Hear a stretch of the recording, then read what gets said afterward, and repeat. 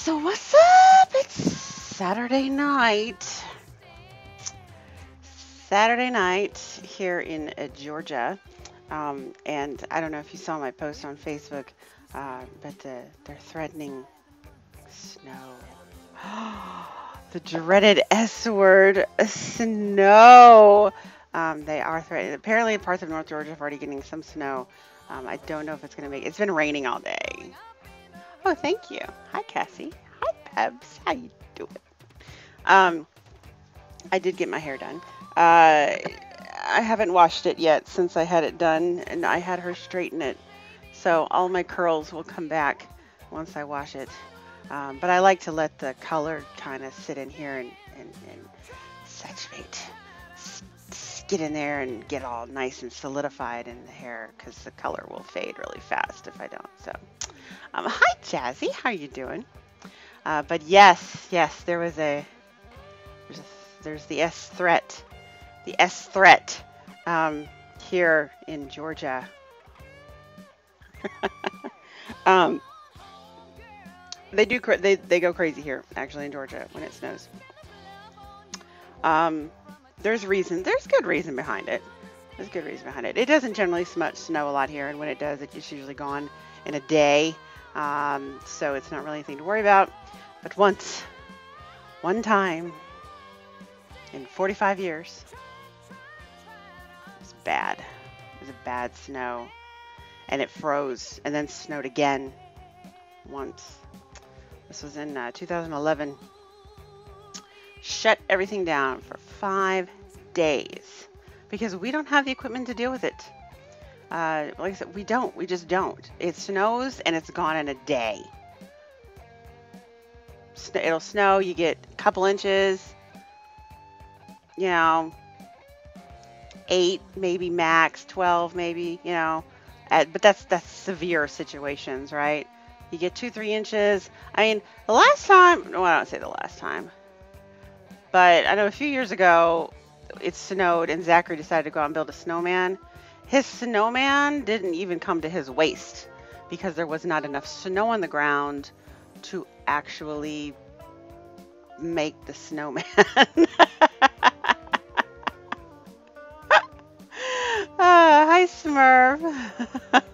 So, so yeah, they are threatening it though. They're threatening some snow tonight. My county is squarely inside the predicted snow line. Uh, I don't foresee it. It's been raining. It's been raining and ugly and cold all day. So in case, yes, I did. I got my hair done. I had to get my hair done because I will be going to Las Vegas on Thursday. So I had to have, fresh color, fresh cuts. I had to be out because I'm going to be on TV. You probably won't be able to see me in the audience. They keep the audience pretty much in the shadows, but I'm going to be on TV. So I needed to have, I need to be presentable for TV. And I'm very excited about that. Hi, Bill. Mm. I got your package today with your vape bands and your drip tip and a wristband that says I love vape bands. uh, I'm very, very excited about it. I am very, very excited about it. I think we have narrowed it down to 3 things that we want to do because we will have all day on Friday to do whatever we want. So we're going to get in Thursday morning. We're going to go to the event Thursday night. And we're going to, hi, Gayle Vops. How you doing, sweetheart? Mwah. So then, yes, Thursday night, we'll have the event. All day Friday, we'll get to do whatever we want to do. And I've narrowed it down to 3 things to do. And I think we could possibly do all 3 of them if we time it right. There's a Shark Reef Aquarium across the street from our hotel at the Mandalay Bay. And there's also, my mom wanted to go see Madame Tussauds, which is a wax museum. Oh, Higgy vape bands. I know. I know. I gotta work on that. Did I try the Killberry after a little steep? No, I wrapped it and I put it in your basket. I forgot. I said I was gonna try it again. It's still here, but it's all wrapped up. I shrink wrapped it and I put it in the basket of stuff I'm sending to you actually. So Scuba showed us last night. They look awesome. Yes, yes, they do. Hi, Sue. Oh, ho, ho. All right, now that there's a few people in here, does this show have anything to do with Mod Envy? Other than the fact that I cast on the same network as Mod Envy? No. Mod Envy, this is the channel that you would see Mod Envy on, but Mod Envy airs Friday nights from 10 to midnight-ish, and they were not on last night because they were decorating and Christmas shopping. So, but anyway, in any case, I have something I want to show you guys. My mom came across this the other day, and it was so funny. I said, you have got to put this on my timeline. And I did, and she did, and I have gone back and watched it several times since then because I find it that hilarious, right? This is one of those videos that will make you laugh anytime, no matter how you're feeling, if you're tired or you can't wake up, or if you're just grumpy or irritated, you just got to watch this video, okay? So I wanted to share it with you guys. Let me pause Ms. Paramore there so you can watch it, because it's hilarious. It's hilarious, okay? I asked because I can't stand Vapor Joe. Okay. Well, Vapor Joe is not on this show. He is only, as far as I know, actually only on Mod Envy, and that comes on Friday nights. So, wrong day. All right. So you're pretty safe. So here is this video. This is guaranteed to make you laugh. Okay. Well, first of all, I have to ask my overseas friends, do you guys have Subway over there? Because if not, I would like to explain what Subway is like. I don't want to talk down to you guys if you do have Subway, but if you don't, it's sort of a unique dining experience. And not Subway as in the trains, but Subway as in the restaurant. If you do have them, then I won't bother explaining it. But if you do, okay, good, you have Subway, awesome. All right, so this is a video of a guy, and he's using that troll filter on his face, and it's beyond hilarious. Okay, so you have got to see this. All right, here we go. You ready? All right, y'all. I am shook. So I just went to Subway because I wanted to eat fresh or something like that. And I will be damned if it was not the worst experience I've ever had. Subway, I'm calling you out. You know what? I'm not even going to do that because Subway's pretty delicious. But Karen from Subway, I'm calling you out. I get in line and there's only one lady in front of me, so I'm thinking this is going to be a pretty quick trip. All right. No. She is ordering 14 sandwiches. Lady making the subs already looks annoyed, and you know what? I don't blame her. I'm annoyed too. 14 sandwiches. Who does that? Well, 30 hours later, the sandwiches are done and the lady's being rung up. But oh no, she forgot to put bacon on 2 of them. So they have to open every sandwich again to add bacon to 2 of them. Once that's finally done, I figure, okay, I'll just get my sandwich and I'll be out of here. It got so much worse. I'm fully aware that Karen, who, by the way, is the sub maker, is having a bad day. So I'm minding my manners. I'm saying, please, thank you, yes ma'am, no ma'am, just trying to get my Italian BMT. But Karen's not having that today. Karen is pissed off. I am not joking when I say she grunted every time she put a piece of meat on that sandwich. Like, like she's lifting 20-pound barbells. Bitch, it's ham. Then I ask her to toast it, and she just says no. What? I wasn't even gonna mess with her, so I was like, alright, let's move on to the veggies. Bad idea. I ask her for lettuce. I get a tiny little sprinkling. And then I ask for pickles. And this woman looked me dead ass in the eyes, picked up one pickle, and puts it on my sub. What am I supposed to do with one pickle? Are they like an endangered species or something? And nobody gave me the memo? But I remain calm. Can I have some more? Yeah, I'll be damned if she didn't keep that eye contact and put a single jalapeno on my sub. Ooh, Karen. I'm starting to get mad now. I hate to admit it, but I turned into Donna. We all know Adonna. She's that one lady with a weird bob haircut, always asking to see the manager. She usually looks kind of like this. I asked her as politely as I could, "Ma'am, can I talk to your manager, please?" Yeah, this lady looked at me and told me that, yeah, she'd go get her manager, but only so she could tell her manager that she's gonna clock out and meet me in the parking lot to kick my ass. Where am I? And that just turned into this really awkward staring contest for 30 seconds. I was gonna reenact that part, but I don't think I need to subject y'all to that. So after the world's longest staring contest, Karen finally goes to get her manager. Only thing that this manager says to me is, "You should take your sandwich as is, or I'ma let her clock out." Yeah, I didn't know what to do, so I left.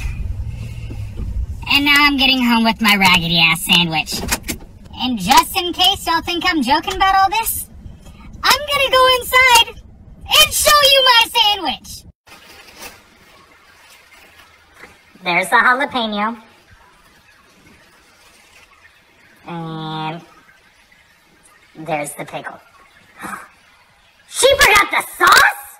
If I die, tell my mom I love her. I'm going back in. Ooh, Karen, you gonna give me my damn sauce? Ah!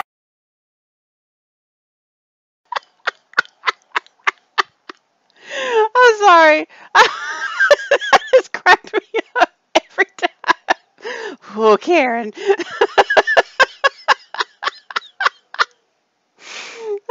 So I'm so happy I could share that with you. And no, he was not imitating Heatherland. It's just something that my mom found on Facebook, and I just thought it was so funny. I was like, please put this on my page so I can go back and watch it over and over and over again. And I did. Ooh, Karen. I would not infringe on Heatherland, the Specto. I promise you that. I love Heatherland. The filter that he's using, a lot of people use those. It's not exclusive to Heather. I do love Heatherland. Anytime she came out with a new video, that was usually the first thing I just said to Peach when she used to work here was, "Heatherland came out with a new video. Let's watch it before you get to work." But now, and I said, I sympathize. Granny's got a salad. You can see the bottom of the bowl after the salad was made. Oh, sounded like she got Karen. But yeah, this guy was just so funny. Oh, Karen, you gonna give me my sauce? All right. Anyway, I'm so happy I could share that with you all because I found it just so damn funny. Oh, Karen. So now we're going to know whenever I'm getting on my last nerve, it's going to be Karen. All right, Karen. Oh, Karen. In Glasgow, Karen would get the foot long wrapped around her head with extra sauce. We asked where the rest of the salad was, so that's what our salads are like. Take it or pay for it and leave it. Take it or pay for it and leave it. Huh? Hi, Yardbird. How you doing, sweetheart? Yeah. It's oh, Karen. All right. So that was just something that really tickled me this week. Um, take it or pay for it and leave it. Well, if I'm not mistaken, those are franchises. And I don't know. I'm not completely clear on franchise rules. I think they all kind of write their own rules. But I know that there's sort of when you're a franchise, there's sort of a central set of rules you have to follow. And there are corporate offices that you can complain to, of course. Um, uh, but they are sort of independently run, if I'm not mistaken. Now let's stop and realize who she said this to. Granny. Poor grannies. Actually, no, not poor grannies. Poor that woman behind the counter. You do not piss off grannies like that. No, don't be going there. So, because that's just the thing too. Like, I don't know. Okay, if I've been to Subway plenty of times, okay, and I'll be honest with you, I don't think I've ever had a bad experience at Subway. Really, I mean, I realize that I'm probably very lucky that I've never had a bad experience there, but um, yeah, no, I mean, I go to Subway all the time. I mean, not all the time, but I mean, I've probably been to hundreds of Subways. Um, so yeah, I mean, and it's one of those things where they say, you ask for something and they put their sprinkling on you. You say, hey, can I have a little bit more? As long as it's not meat, they pretty much don't care. You say, I want extra lettuce, I want extra tomatoes, I want extra pickles, whatever. One time I asked for extra pickles, and the woman behind the counter, I think it was a woman, she grabbed a giant ass handful of pickles, and I was like, yeah, buddy. And she just loaded the baby up. There must have been 50 pickle slices on my sub. And she was all like, is that enough for you, sweetheart? I'm like, yeah, it is. Thank you very much. She knew we didn't have bail money. Oh my God. If it was with Aries and Grannies, I would have run. I know, right? How could you be rude to Look, y'all. Okay. I know I've said this before, and I know that Aries has confirmed it many times over, okay? But seriously, how could you possibly be rude to Grannies? She's so tiny. She's just this tiny, sweet woman. Okay, I mean, and yes, I mean, I'm not trying to say that she's old, because she is not. She has got the heart and spirit of a 20-year-old easily, okay? But, she definitely is not the average, age. She's a little old. So, I mean, she's just like this sweet little lady. And she's so tiny, okay? She will cut you. Okay, but you have to bring that out of her. Okay, that is not the immediate personality that jumps out at you when you meet this woman. She's just this sweet little lady who's really tiny. Okay, I mean, she's just really, really tiny. And why would you be rude to her? That's just it. Yeah, she is the most wonderful, kind-hearted, thoughtful, sweet person until you piss her off, okay? And then she does not hold back, which I love about her, and I think is awesome, okay? But, yeah, I have been better. I'm on a massive dose of steroids. Oh, no, chronic soreness, stiffness, and pain. Finally got me to go to my doctor. I go, oh, no. No, no, no. I don't like to hear that at all, Yardbird. Hi, Dom. So, but yeah, don't piss her off, because, yeah, Spitfire. She is a tiny Spitfire. That is exactly the right word for it. Okay, she will cut a bitch. But, when you first meet her, she is very kind and thoughtful and sweet and just funny. And, I mean, all the good things, right? And then, yeah, then you do something to piss her off, and which is the way it should be.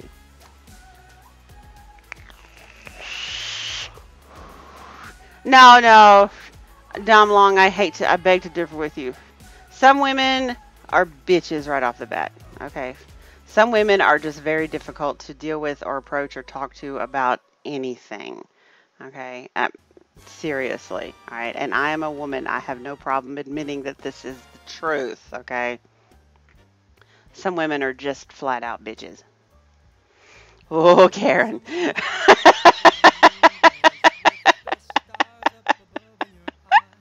She's been called a Spitfire since she was like 10. See? And she stayed true to herself her whole life. That's awesome. Good evening, Dolores. It's so nice to see you. So Tuesday, my blood work base number for inflammation is 15. My lab showed my level at 75.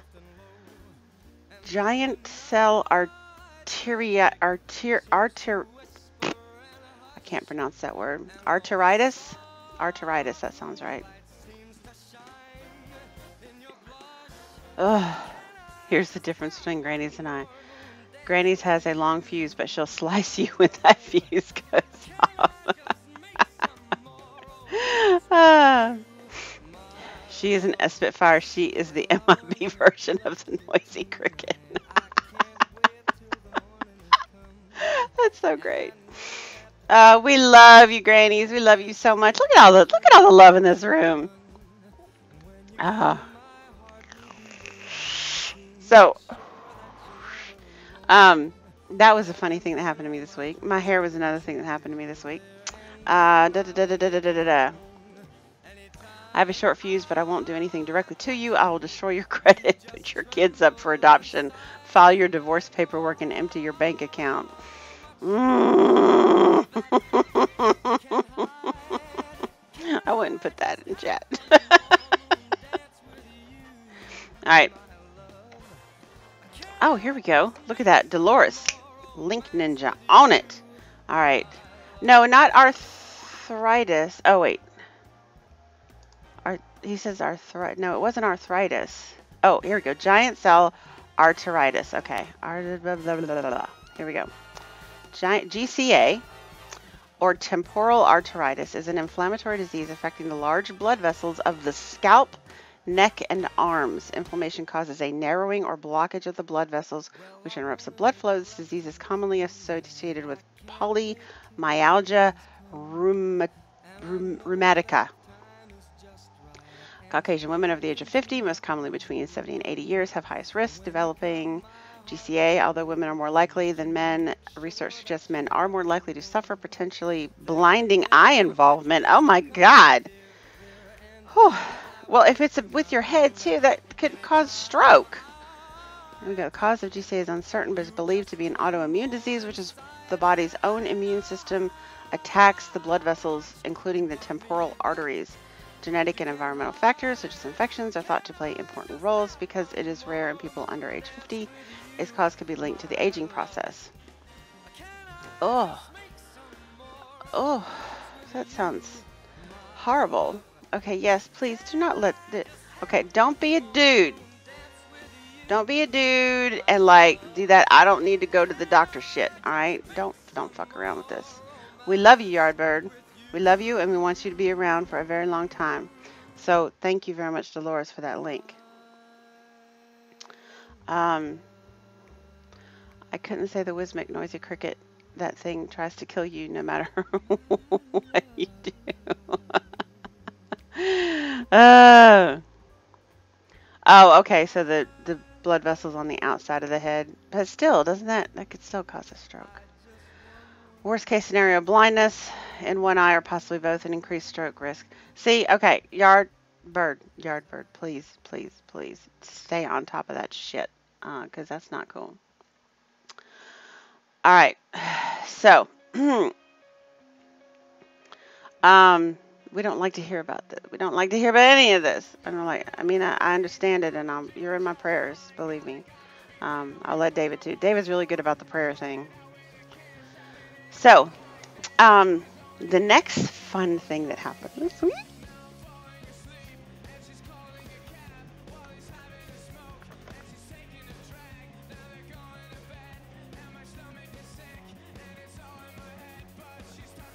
This is a box.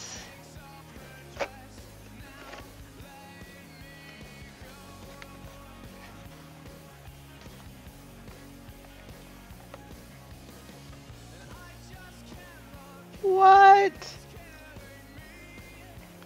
Okay, so we have, it's not going to focus, Nilla Nuts coffee in K-Cups.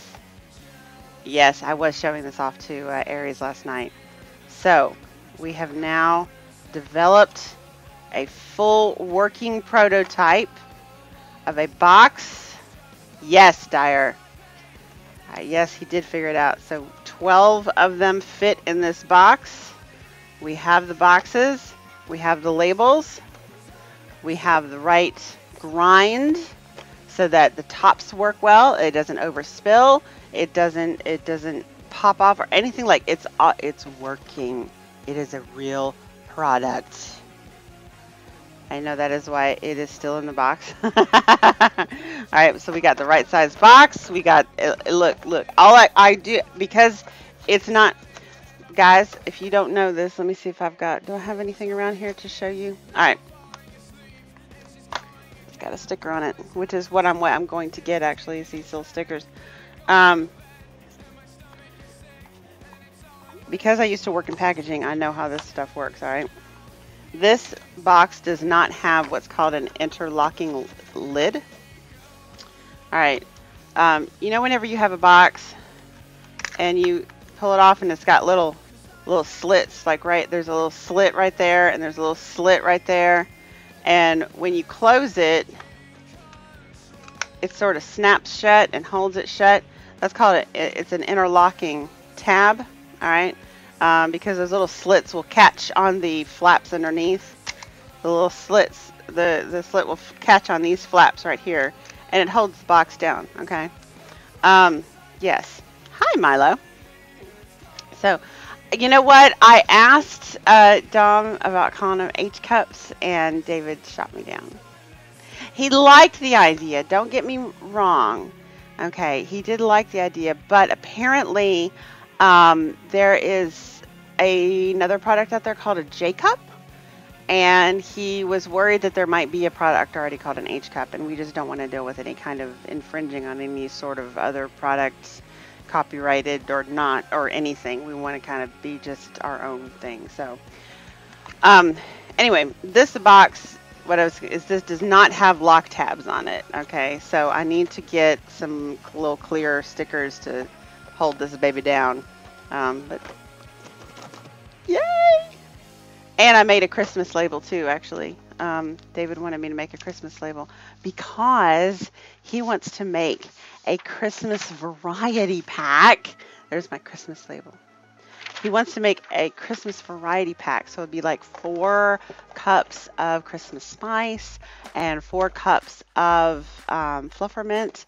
And he's going to experiment with some eggnog. M cup. Yeah, don't Google H cup. I don't think that's going to work. So,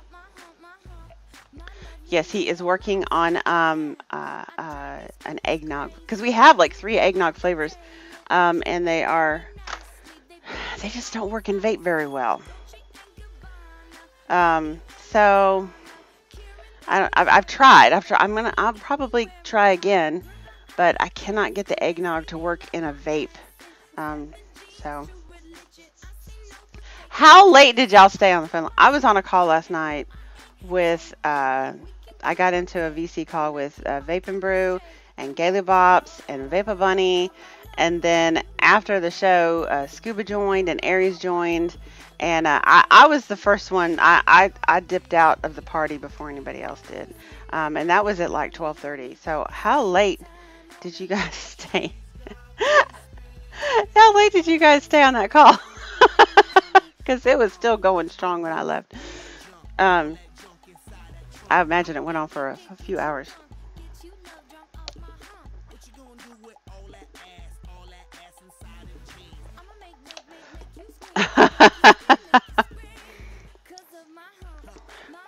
Bunny and I finished at 2:30 p.m. today. 18. You stayed on the call for 18 hours?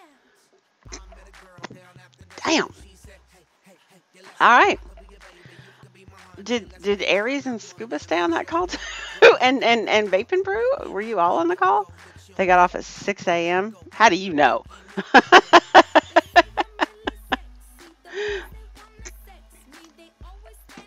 It was a fun call though. Gluten-free, lactose-free, not. Oh my gosh. So it so your conditioned yard bird can be controlled with diet, but sounds like a shitty diet. I also contacted my niece and MDGP, and she should call me tonight so I can discuss my condition and inform her of it. Good, I'm glad you're on it. We put the world to rights multiple times. Oh my gosh.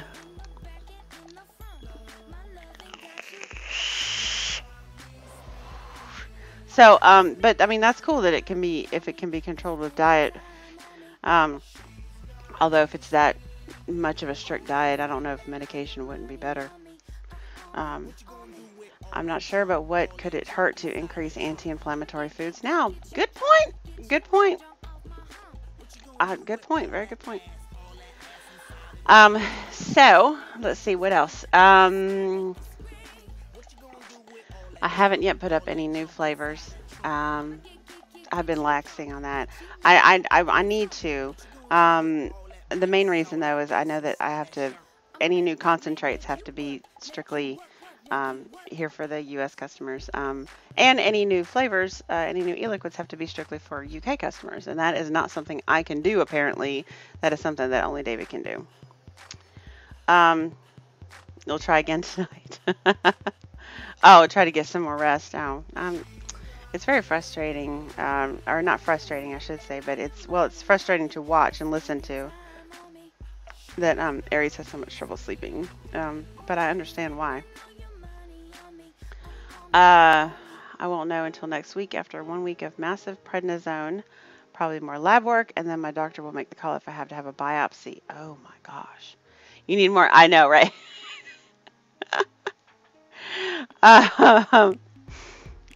Yes, absolutely. We will be thinking about you, Yardbird. So take good care of yourself now. You hear?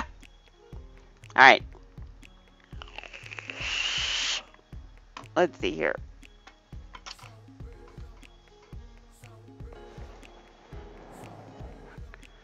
That's better. Okay. What else do we have to talk about? I talked about K-cups. I talked about Mahara. I talked about the funny ass Subway video. I don't know if I have anything else really to talk about. Except for Vegas. But I don't talk about Vegas because, because Aries is threatening to do something to me while I'm gone. I will be taking lots of pictures though. Be sure to, I might even attempt to go live on Facebook at some point so that you guys can see the experience that I'm having out in Las Vegas this Thursday. Oh, I can't believe it's this Thursday. Oh. I never mentioned the third. Oh, thank you, Dieter. Okay, so Madame Tussauds, the Shark Reef Aquarium. Oh, and the third thing is the Comedy Pet Theater. It is a show where this guy has rescued animals from shelters and he has trained them to do all kinds of cool tricks. Over 30 animals. I got the tab open right here. The most beloved family show in the world, featuring more than 30 house cats, dogs, parrots, and even a miniature horse. All performing pets were rescued from animal shelters and now enjoy life in the limelight with their co-star Gregory Popovich, showing off their mad skills on the big stage. Comedy Pet Theater features a unique blend of comedy, European-style clowns, and balancing acts, making the show perfect for the entire family. Runs 4 p.m. daily at the V Theater inside Miracle Mile Shops at Planet Hollywood Resort and Casino. So there you go. Right after you're done live streaming, I'll live stream what you're doing. Okay. What's so freaking... Oh, because I'm going out there for the Ink Master finale. That's the reason I'm going. I was invited by... a guy who's on it right now on this current season. He's a coach on this season to come and attend the taping. Well, it's not live. They used to call it live. It's not live anymore. because they always had. If you've ever seen the live finales in the past, the audio, they always have audio problems, and they can never get the crowd to like calm down and so they can tape it properly, and so they do record it ahead of time and then air it.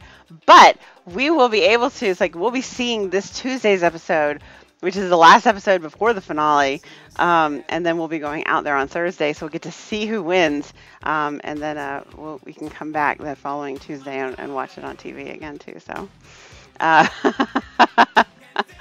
I'm just very, very excited about being able to hang out with the Ink Master people and get to meet the Nevada Vaping Association president, Alex Mazzola, who is owner of Mob Liquids.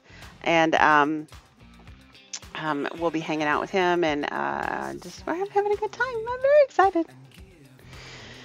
Okay, so you don't want to see what you're doing after I'm done live streaming? You're gonna be talking shit about me, aren't you? Oh wait, I raised up my. Let's adjust this a little bit here. There we go. That's better.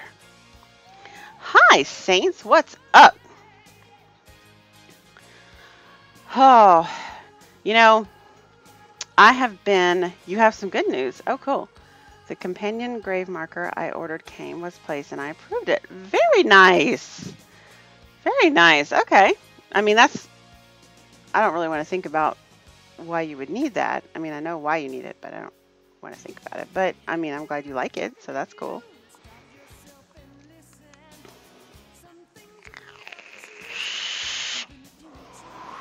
You won't say a word? You're just going to get on and you're just going to... He's mad. He's mad. Maybe I'll even get a tattoo while I'm out there. That would be fun. So, what else? What else I got for you? I can hear my husband and my mother out in the lobby while I'm casting. They like to watch Game of Thrones, and they're going to try to get all caught up before April. They're on season 3, which they tell me about constantly, even though I don't like the show. I know. But I'm so excited about it. I just can't help it. While you program in a master code. Oh shit. It's not really a butterfly, it's just sort of a design. There you go. It's just kind of a crazy design. It's not a butterfly, but it's, intricate design. Oh, I'm sorry you're losing your show. Oh, no, Dolores, they're not losing it. They chose to leave. It was amicable split to further their show. That's really all it is that they're just taking their show to a place where they feel it can grow. No, get a tattoo. Oh, get a tattoo of a butterfly. I know a girl, actually. I could probably find her picture. Who does have a butterfly across her chest. And I don't know if I would want that. Let me find a good picture of her. So you can see what I'm talking about. Well, it's not really a butterfly. It looks more like an Egyptian. Let's see here. Let me find a good picture for you guys. Well, yeah, I guess it is a butterfly. All right. Well, wait, that's old. Hers it's colored in now. I think it's colored in. Let's see here. Oh, maybe it's not. I don't see any pictures of it colored in.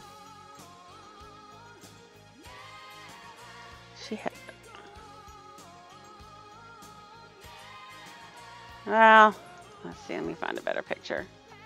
She takes a lot of pictures, so there's got to be at least one good picture in here of the butterfly on her chest.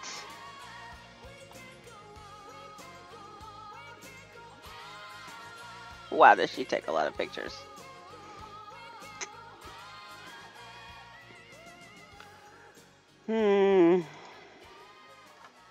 Let's go back up here. Maybe that was the best picture. Okay, so here is the girlfriend that I have with a tattoo of a butterfly across her chest. Let's grab a screenshot here.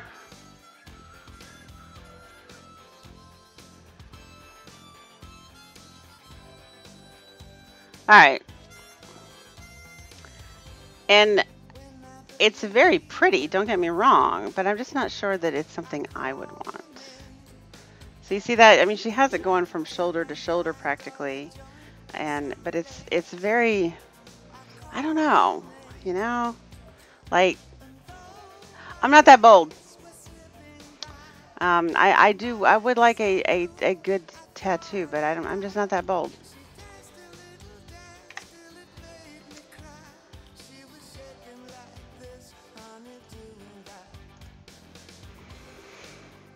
Okay, so, what did Aries give me a print screen of?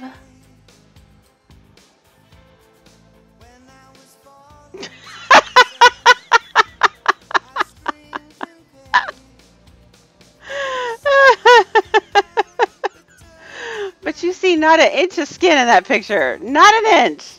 Not an inch. Scabbard. That was the word I was looking for. I knew it was like, it looked kind of Egyptian. Is the beard also a tattoo? No.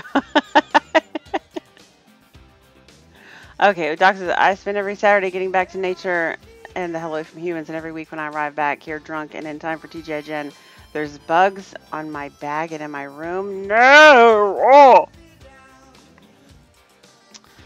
Oh. Okay, so the Article 13 here may have a big impact on YouTube creators. Oh. Oh, wow.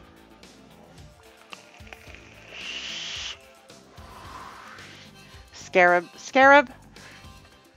Yeah, that was what I was looking for, or the word I was looking for. So, oh, hi, look at that. The Bitches of Eastwick. Is that Bunny? How you doing, Bunny? Very nice to see you here. Oh, is it Zan? Okay, I wasn't sure. Awesome.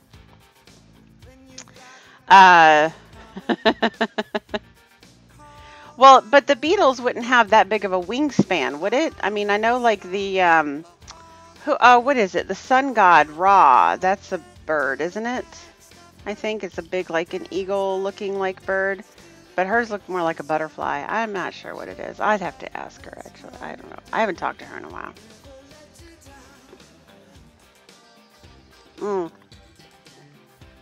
That's a troll.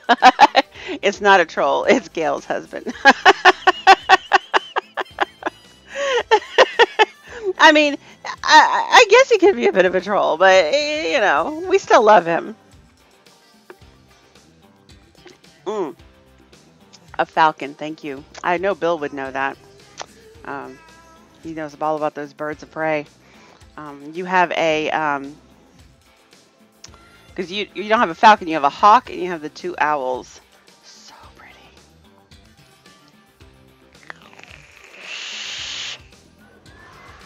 See, there you go. He may be a troll, but Gail says, he's my troll. As I said, David may be a pain in the ass, but he's my pain in the ass. He's not troll-sized. I don't know, Hercene, have you not seen Harry Potter? I mean, the trolls in the Harry Potter universe are humongous. They're like 3 times taller than a regular person. They're big and stupid. But I don't think Zan is big and stupid. But those, I'm just saying. Trolls, you might be thinking of goblins. Goblins are little.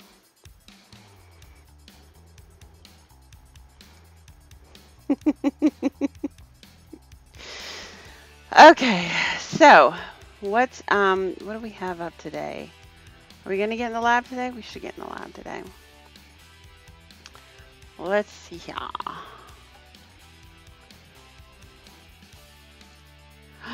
Oh no. This is a complicated one. I've not watched any Harry Potter film. Oh, her scene. Her scene. Doc says, hey Jen, guess what? I finally have my appointment date for the consultant for my upper GI surgery.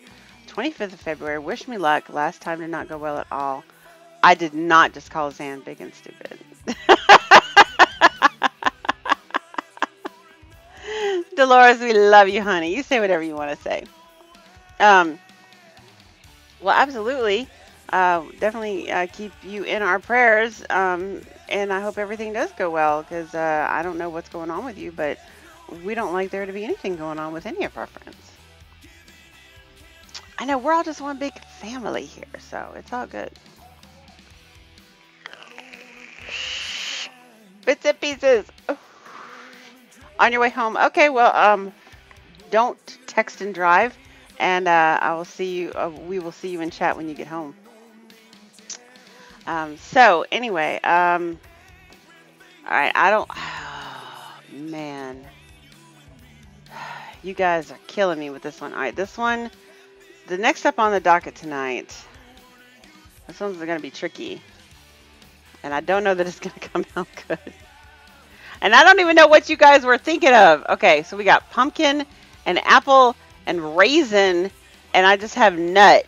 Just nut. I don't know what kind of nut. Let me think about the nuts I have. I have hazelnut. I have walnut. I have pecan, and I have pistachio, and cream cheese icing. What were you? Okay, this was from Doc and Cassie. What the hell were you two thinking?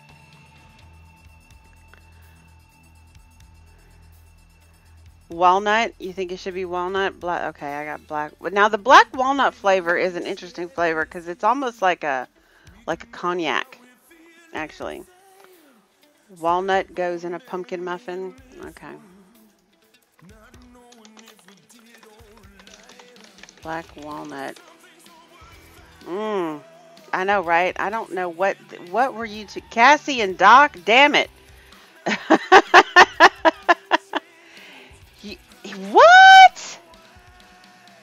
$4,000 jackpot? Like on the slots? Or in what? Like what jackpot? Oh my gosh. No, don't text. Or if he's driving, then text me out, comment all you want. $4,000? That is awesome. Congratulations. David does not want to gamble at all while we're in Vegas. None. So he doesn't even want to throw a nickel in a slot machine. This was my idea. Pumpkin muffin. You are aiming for a fruity autumn on a 49-cent bet. Oh my God. That is amazing. Congratulations. And you left. That's the thing. You didn't gamble the $4,000 away like most people would. So that is awesome. All of tonight's orders are on carry. Right? That's awesome.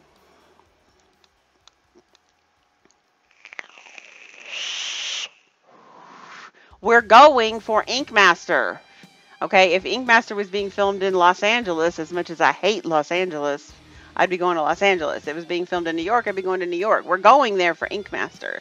It just happens to be being filmed in Las Vegas, which has lots of other stuff to do. Not that, well, actually, you would think there's lots to do in Los Angeles. You'd be wrong. Zan,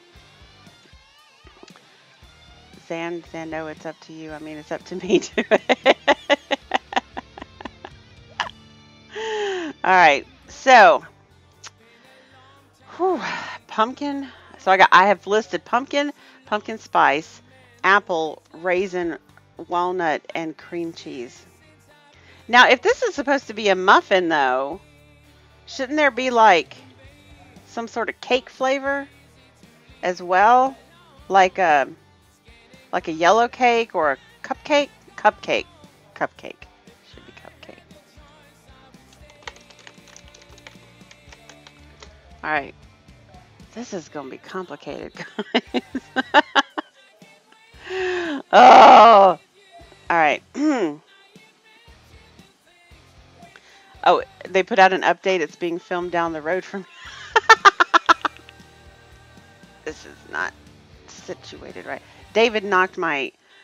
I have this 3 monitor stand, right, and which is like it's holding the monitors up off the desk, but the arm I got is not that strong, so I have my speakers sort of propping the monitors up, and David accidentally knocked them both off the other day, so they're not back in the same position they're supposed to be in.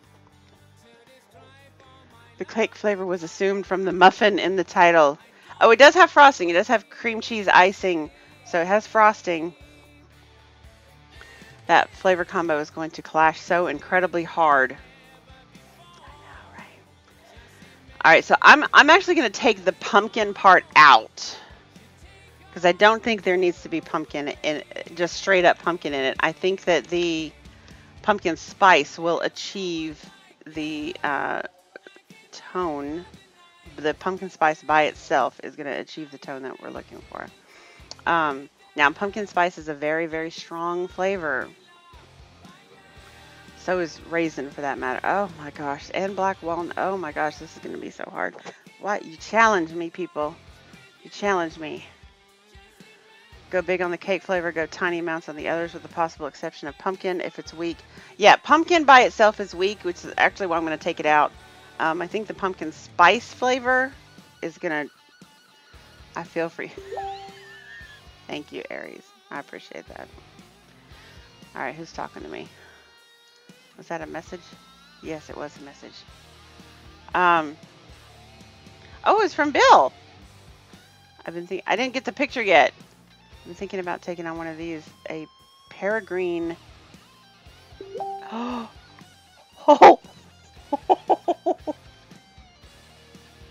Oh my gosh, they're so cute. Okay, you guys have to see this. Oh my god, they're so cute. You know when the birds are little baby birds and they're just they're ugly, but they're just so ugly that they're cute because they don't really have feathers yet. They just have kind of fuzz. Oh my god, they're so cute. Look at those babies. Look at those sweet little babies. So would you be raised? I mean, are they orphaned or abandoned? Are they that age? Or would you be taking on the baby part of it, like being its mother and everything, or are they still with their mother? Well, give us the story, man. I need to know.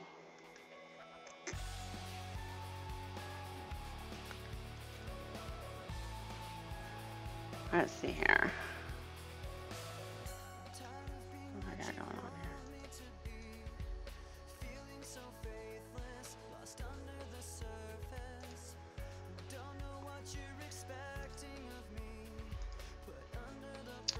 Hand raising. Gail doesn't. Oh.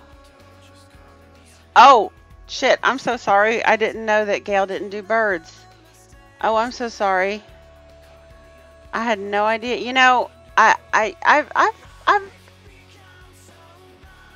Oh, please don't tell me that. I'm so sorry. Wow, now I feel like this. I feel really bad.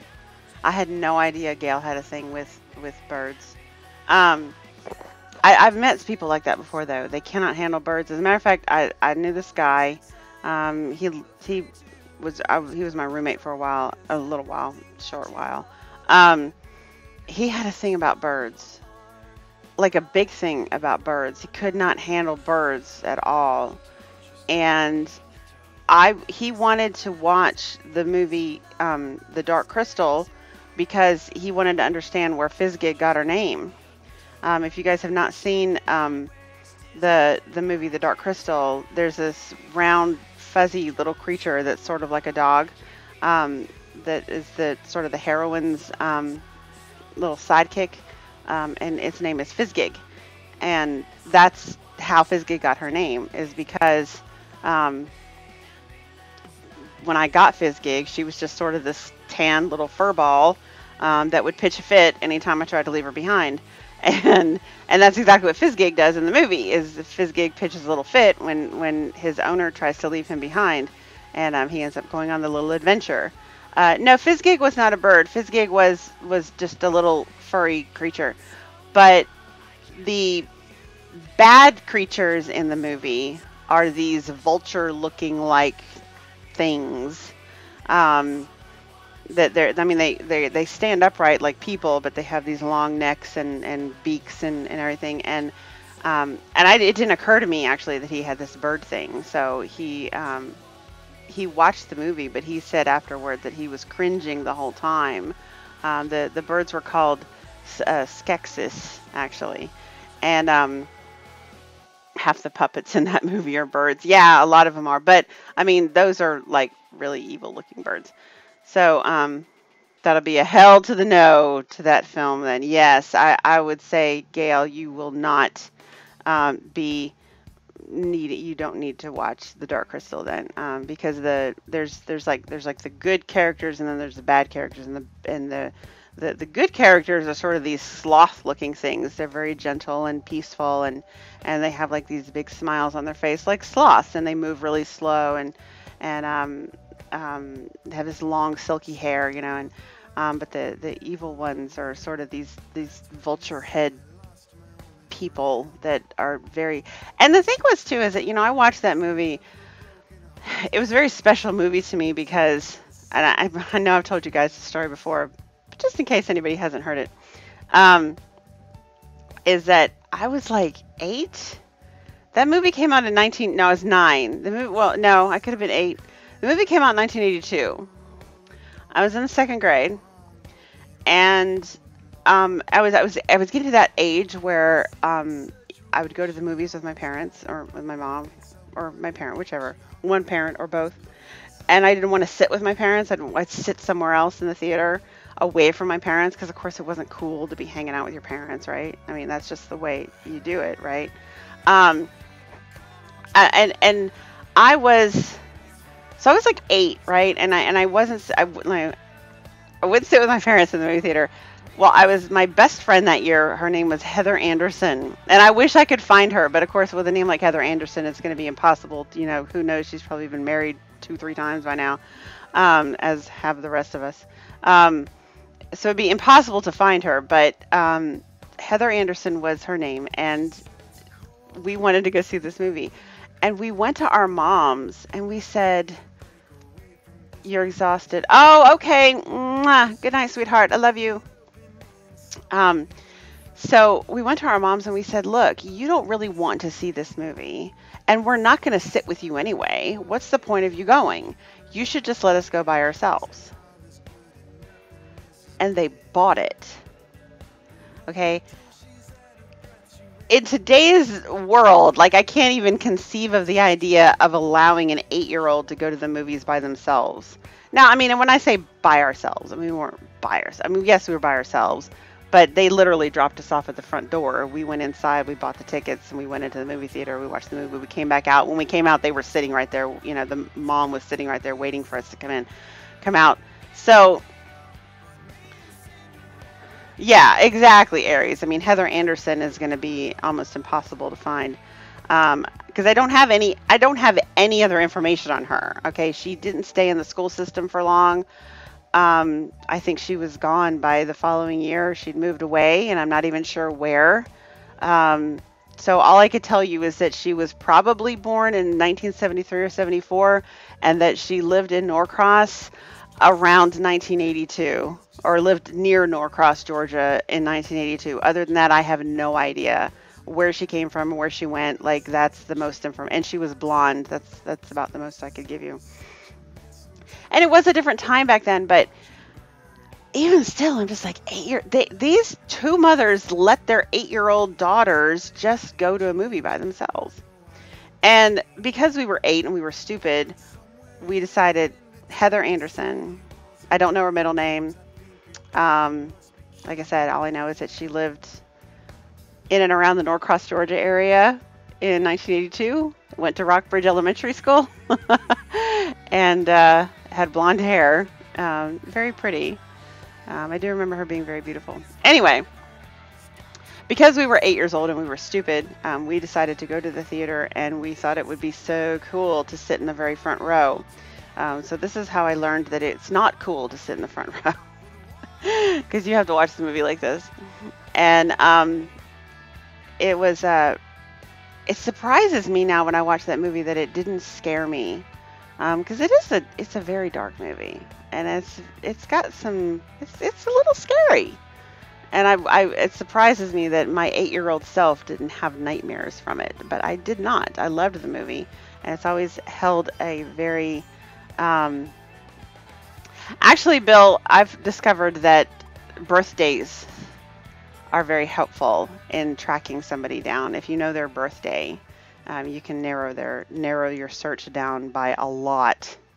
If you know their birthday and where they live or lived. Yeah, like I said, she was probably born in 1973 or 74. I would say born in 1974. I was always older than everybody because my birthday was in September. So I was always the oldest out of my class. So most likely she was born in 1974, but I don't know when. Can't smoke in the front row. You can't smoke at all. I don't even remember a time when you could smoke in movie theaters.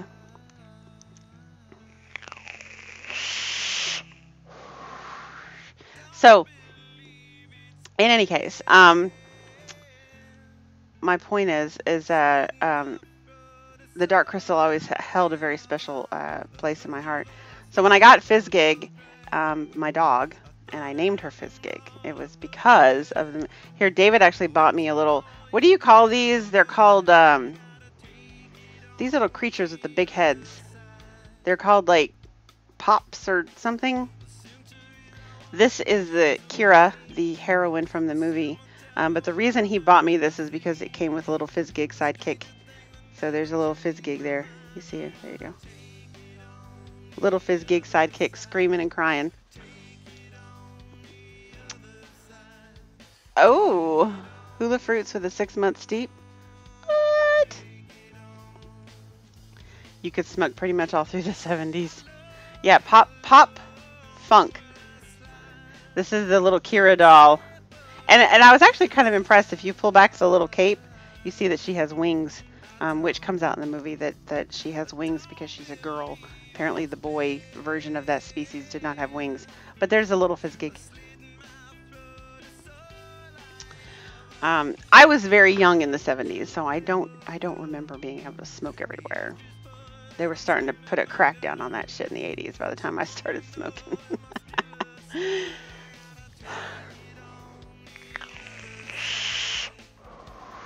Well, Bill, tell me, how is hula fruits with a 6-month steep on it? I have never had I don't know that I've ever had a bottle of juice. Well, yeah, I have. I've had juice for 6 months. So how is hula fruits with a 6-month steep on it? Is it just as tasty, better, worse? I really don't know. I would love your input. No, bobbleheads move. This doesn't. She twists, but she doesn't move. It's just a toy that David bought for me. They were the last 2 Gelflings. Look at that. Yardbird knows what I'm talking about. I put away the bottles I got in the GSFX Action Series RAM and forgot I had them. Ooh, so tell me, what's it like?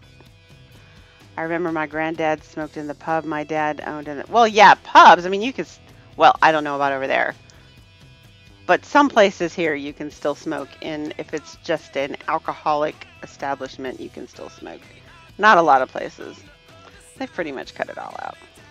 Which is why it's great to have a vape. Wait, yeah, I could remember being able to smoke in the lobby, Dyer. I do remember being able to smoke in the lobby. They had little ashtrays everywhere. You could smoke in the lobby, but not in the theater.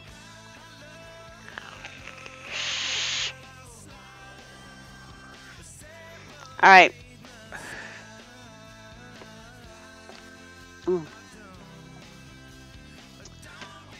I'm procrastinating because I don't want to I don't want to attack this juice. It's going to be difficult. This is going to be hard. All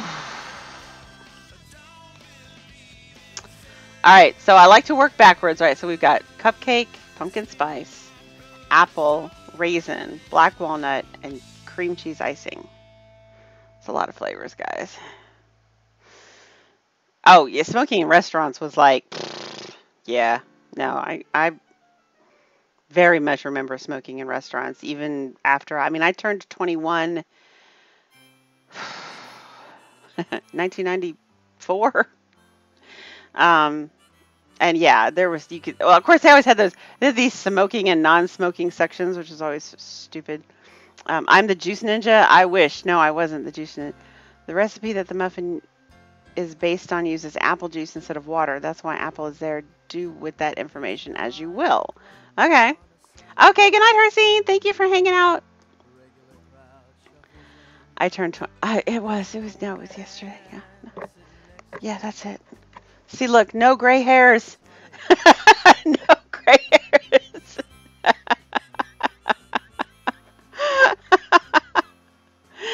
Oh, shit. Got them all. They all went away.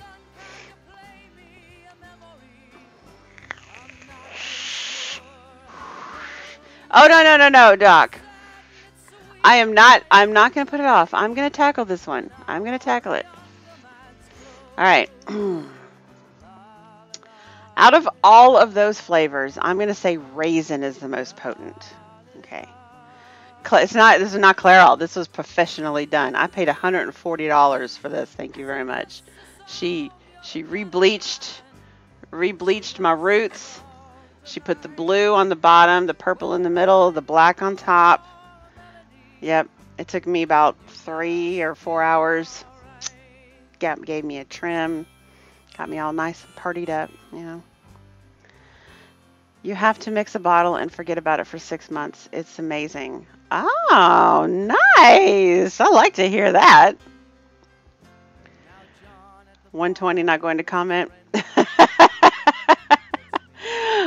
This is what happened. Well, I was there. Like I said, I was there for like 4 hours. Thank you, Eva. I appreciate that.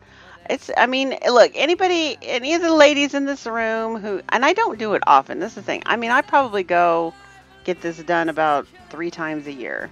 All right. And yes, I do realize that comes out to what, like, you know, what, $400 or $500 worth.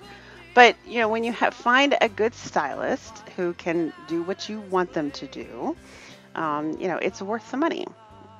So, and I don't always have her cut it. Whenever she doesn't cut it, it's well, I always give her a $20 tip actually. So it's $100 to just do the color, and it's $120 to do the color and cut. Then I always give her an extra $20. So, but yeah, it's the skill involved in making sure the color gets put on there right, because you can't just put this color in. You know, it has to be put in layers.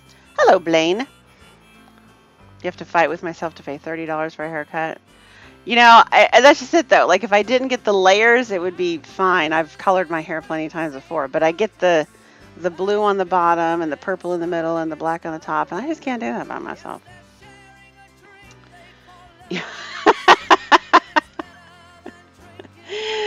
All right, look, yes, I know. I spent my birthday money, actually. I spent my birthday money on my hair. I didn't buy anything for myself.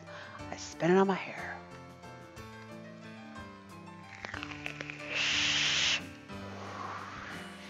The fade is hot. Well, it's not a fade, actually.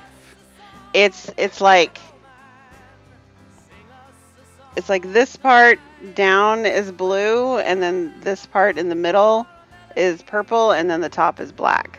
So it has to be done in layers, and I can't do that by myself. I know, actually. I once saw my neighbor tell a delivery driver to go fuck himself when he asked for it. Ink therapy for $120? I don't think I could get that much, actually. And not unless I knew somebody. Now, if I knew somebody, like you know somebody, I could probably get it for. But I mean, I paid for my Phoenix. Well, that was an I know you kind of situation because my ex-husband was apprenticing with him. So I got this for like $85, but he said that he would have charged 300 easily. And that's not that big of a tattoo back here, guys. So don't do it and save save your money. But I like, this is something I do for me. I'm allowed to. But yeah, the tipping thing I know is not something that that you guys overseas do. It's our society is very tip based, and a lot of things, even stuff that you normally wouldn't think. I mean, I probably don't tip as often as I should, because I just never really got it into my head. You know, I know you're supposed to tip your waiters and waitresses, but I mean, like and your hairdressers, well, no, I never did it. Yeah, I've done it in the nail salon, actually. I've done tips there too, but I've seen your Phoenix. Yeah, I've seen your Phoenix, but I don't remember. How big is it? I don't remember. It's one of the only things I do just for me. Yeah, you know, it is. I mean, I do my nails, but I do them myself, so I don't pay that much for them. But my hair is, you know, sooner or later I'm going to get tired of the blue and the purple, and I'm going to go back to just either letting it grow out and be gray, or I'm going to go color it black like it, you know, was once upon a blue moon. And that's right. And I kind of wish that, I really do. I wish it was that way over here, Doc.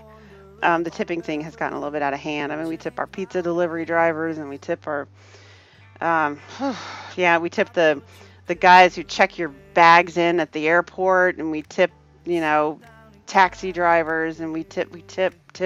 Everybody gets a fucking tip.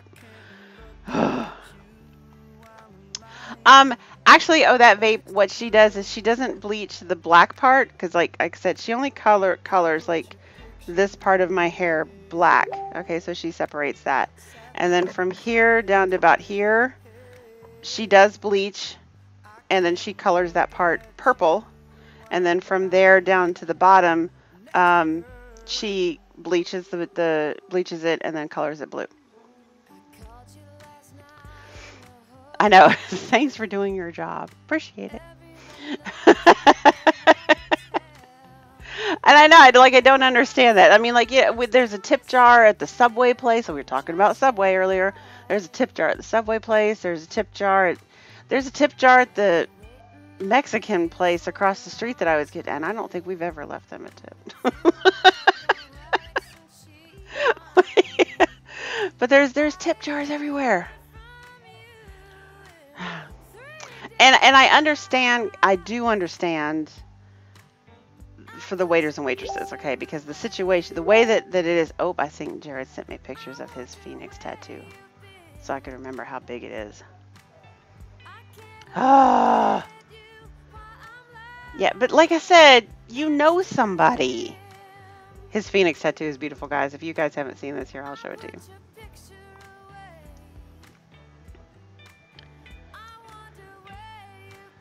It's way prettier than mine, I can tell you that. That's beautiful. I love it. I love it a lot. This is, okay, my Phoenix tattoo. Let me go. Oh, let's turn around so you guys can see it.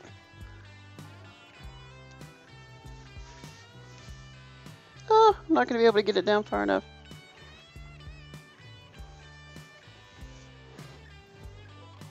I'm not going to be able to get it down far enough. There's my Phoenix tattoo. It's not nearly as elaborate as Aries'.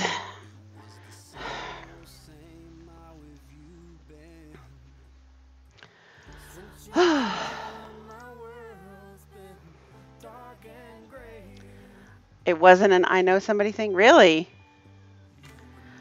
Yeah, they don't get paid right. They, you are? Oh, that's awesome.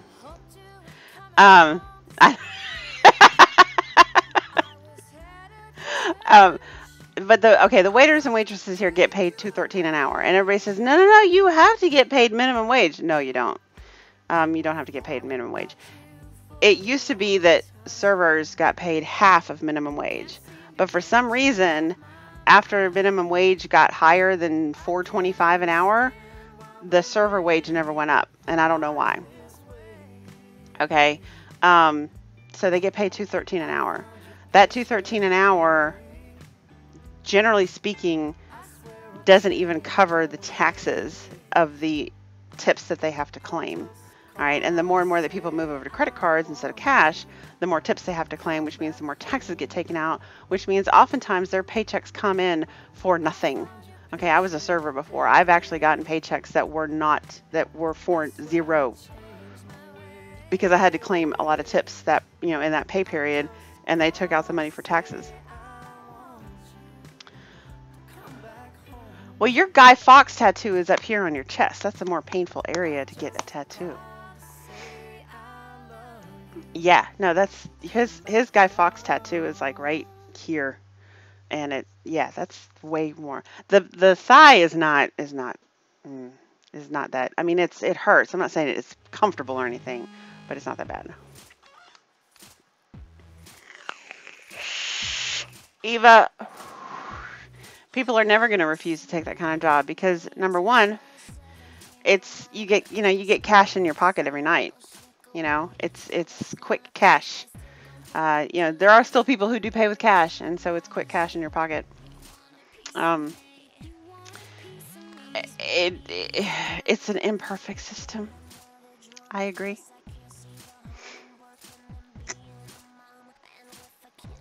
You have to pay full minimum wage for any job here. Yeah, if that was okay, what gets me is when you tip a bartender and they don't like the amount you tip them.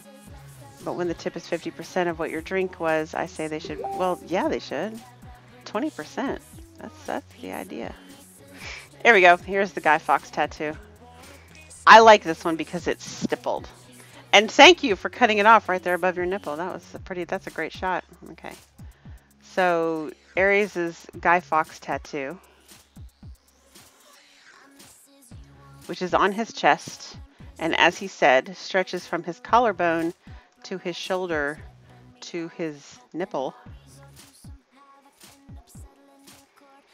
I love the stipple effect though. That's really beautiful. There you go. Aries has a lot of tattoos. I'm a little jealous of all his tattoos.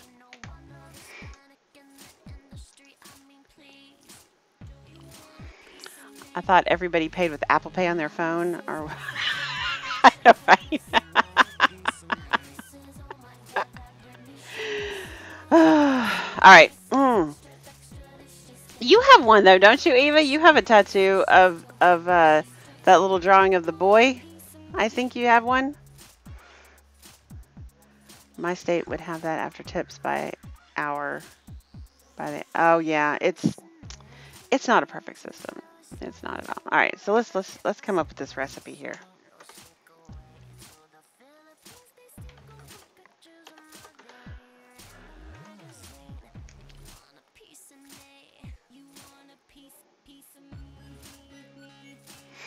Oh, this is gonna be rough. All right.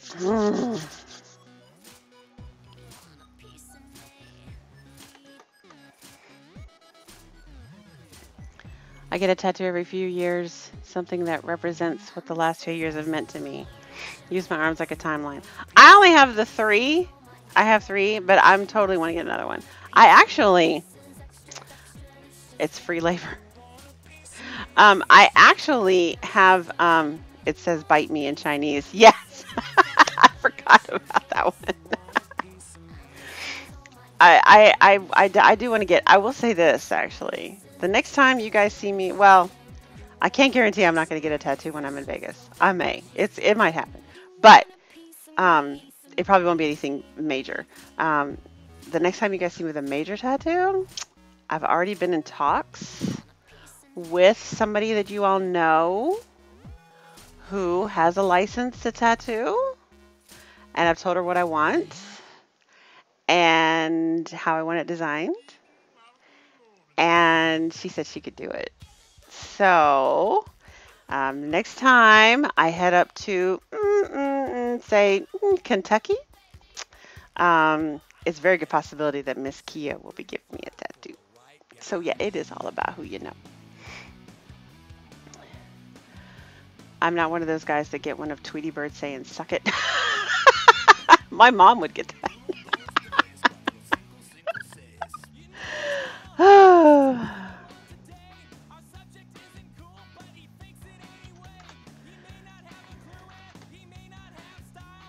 Let's see here. All right. I might have a recipe here. We're going to see. No. Wait.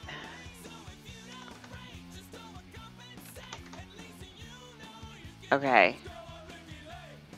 I might have a recipe here. We're going to see how this works out. Jen completely accidentally, I'm sure you mentioned Las Vegas again.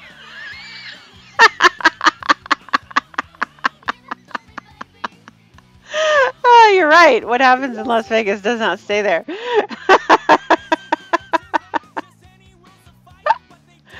Oh, I know of a guy that has a tattoo of Elmo in a very inappropriate place and says tickle me right above it. Oh, I think Eva sent me a picture of her tattoo. Yes, Eva sent me a picture of her tattoo. Okay, look, this is Eva's tattoo. And this is a drawing that I think a friend of hers did for her son, because she always refers to her son as the boy. And so this is a representation of her son, the boy. And if that is a recent picture, that looks fantastic because the white is holding up very well. I have not usually white fades, so that's holding up really well. So there you go. There's Eva's the boy.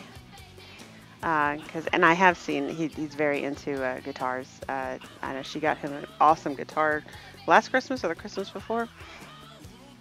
So there's the boy, and she also has that on a mod too. Actually engraved on a mod. It looks fantastic. Or it's a decal on a mod. I don't remember.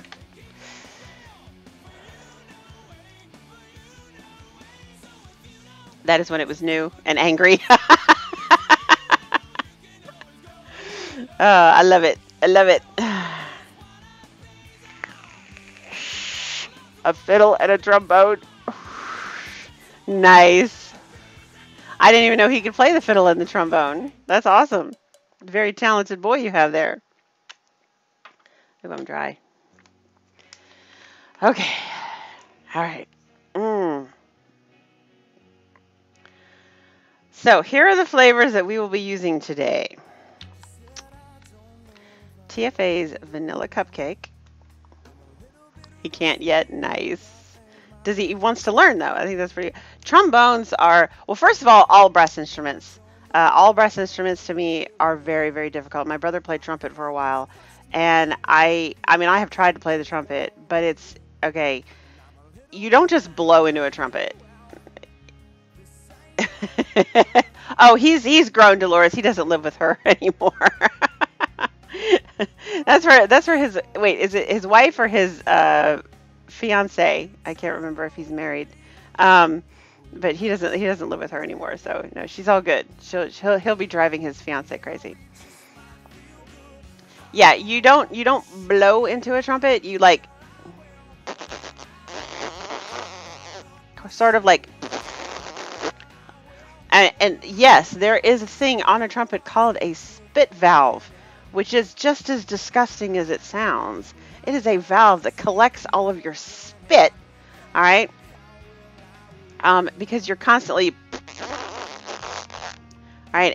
And the way, girlfriend, and if she pisses me off, he will get drums.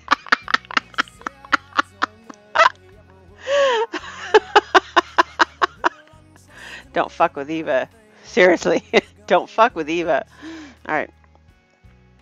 But the way that you into a trumpet, there's like three different sort of octaves that you into a trumpet, and depending on the looseness and tightness of your lips, and I know that sounds nasty and shit, but that's what creates the different octaves on a trumpet because you only have the 3 buttons, right? So that gives you what, all of like 6 notes, right?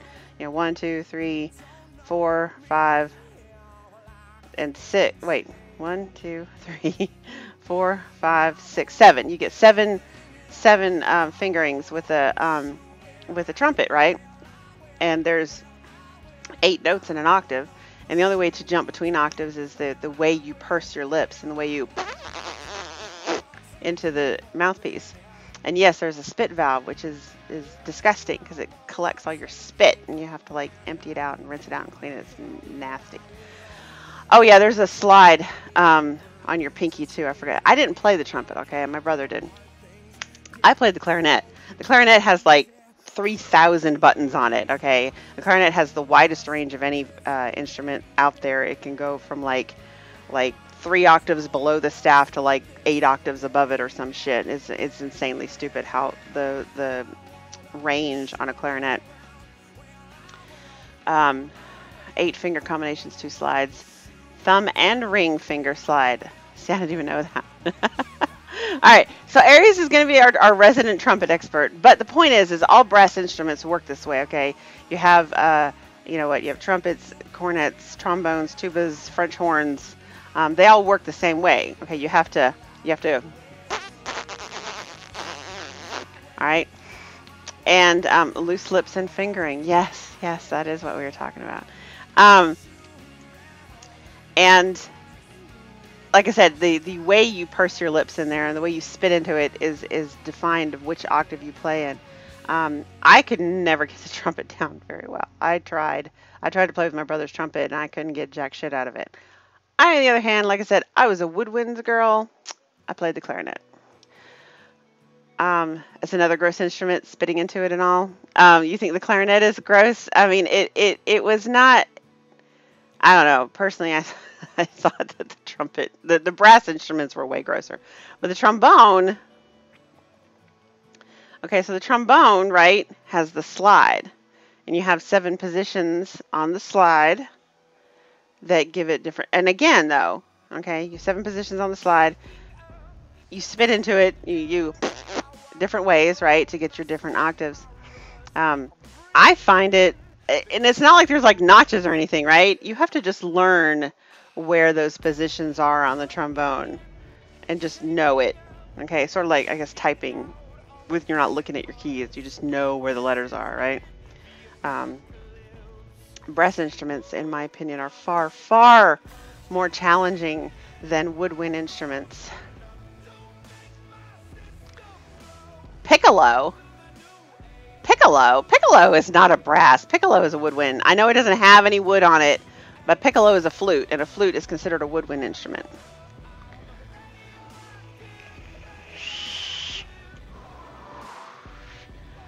Go with bagpipes.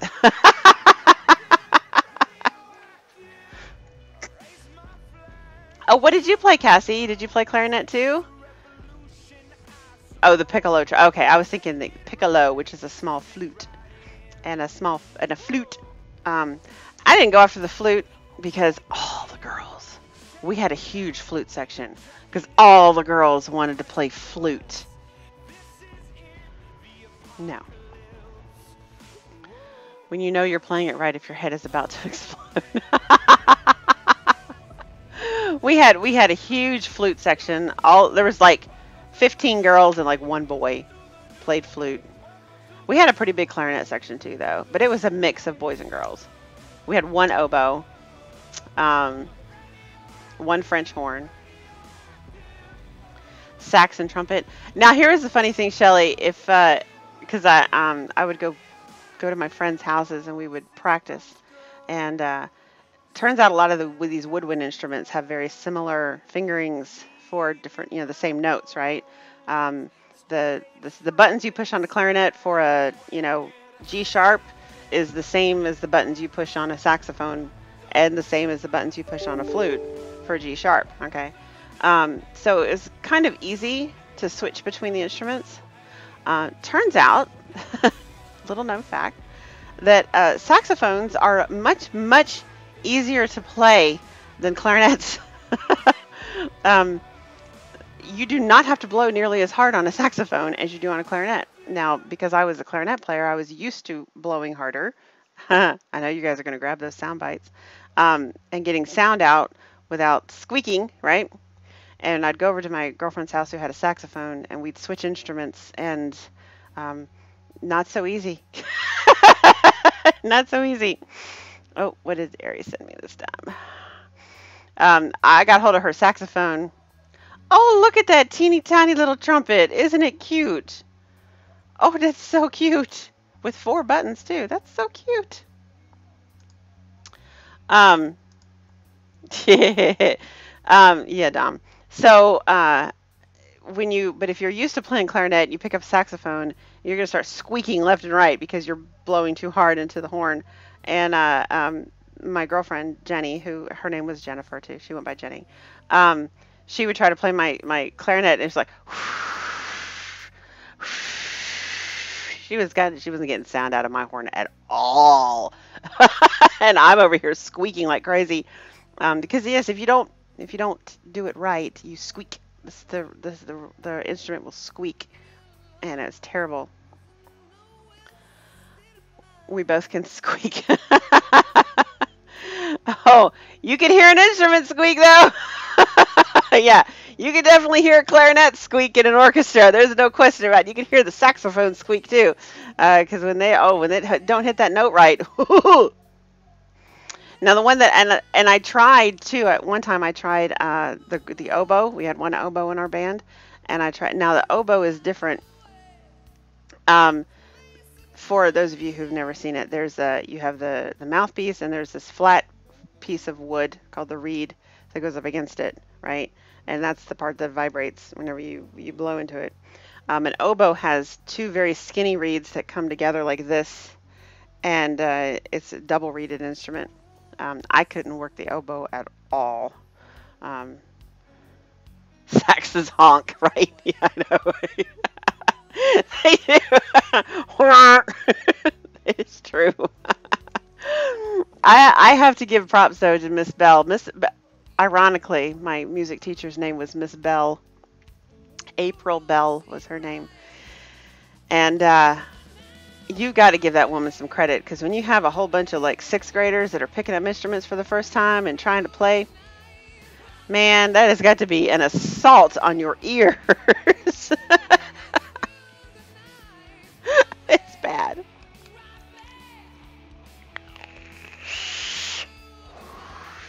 We didn't have a bassoon, but we did have one bass clarinet. That's the big clarinet that sits on the floor. The big giant with the neck, the gooseneck mouthpiece on it that sits on the floor. Big mother. The bassoons are similar, I think, to a bass clarinet, but I think they are different instruments. I know, right, Dolores? I mean, that has got to be just offensive to sit in front of a band full of 50 students. And they've all had an instrument in their hand for like 3 minutes, right?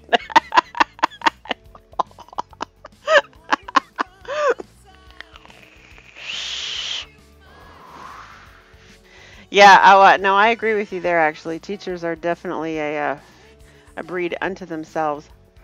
Bassoons are double reeds like oboes? Oh, okay. Yeah, no, I couldn't figure out the double reed thing. That I was useless to try to play on Sarah's oboe. She was pretty good at it though.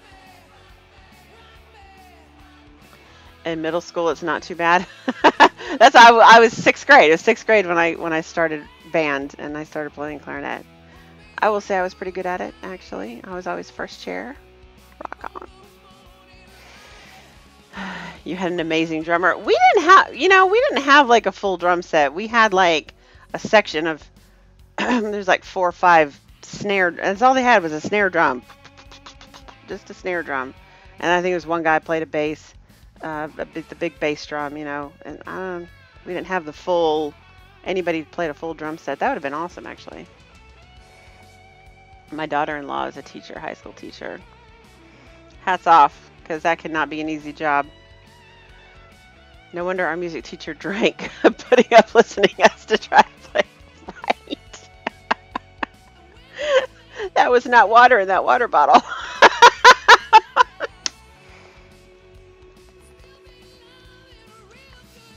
That's awesome, Aries. All right, I do have a recipe here. I don't know if it's going to work. We will find out. All right, let me get my recipe into my lab document. All right, so we're calling this a pumpkin muffin, right?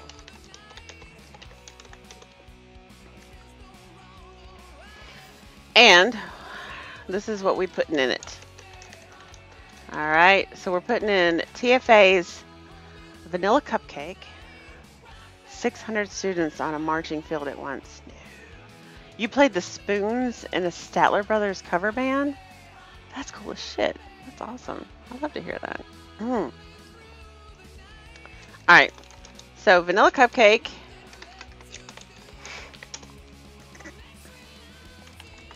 At 6%.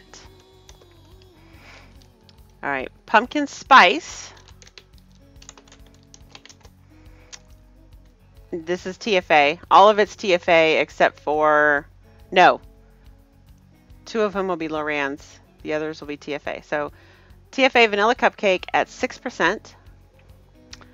TFA's pumpkin spice at 1.5%. TFA's apple at 3%. TFA's raisin at 0.75%. Loran's black walnut at 0.75%. And Loran's cream cheese icing at 3%. Yeah, Cassie, this monstrosity is what you and Doc created. I don't know what that was all about, but I'm not looking forward to this. It might seem that there is an awful small amount of raisin and black walnut, but yeah, I know, Eva. It is what they picked. We're going to see if we can put some lipstick on a pig here. All right, so raisin and black walnut are both very, very strong flavors. The pumpkin spice is also a strong flavor, but we do want it to come out a bit because it's supposed to be pumpkin muffin. So I'll go over it again.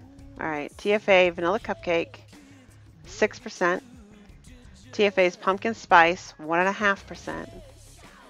TFA's apple, 3%. TFA raisin, 0.75%. Loran's black walnut, 0.75%, and Loran's cream cheese icing at 3%. To be fair, you expected the raisin to be 0.5.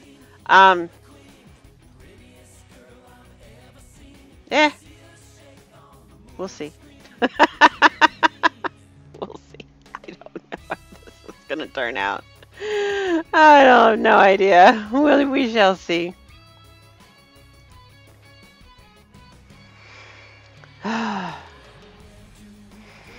All right, so I'm gonna head on over to the lab. I will see you guys in a minute. The cream cheese icing, was that your idea? Have you tried the pumpkin spice? I don't remember.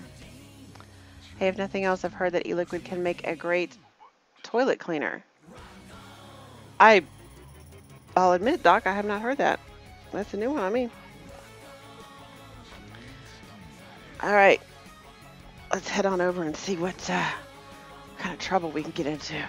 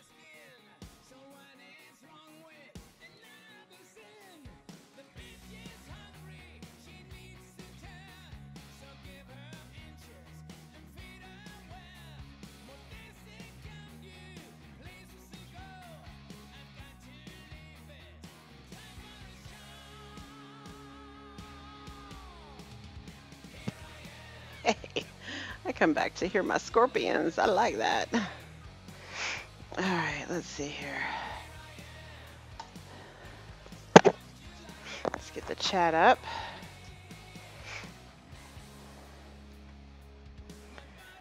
Dun, dun, dun, dun, dun.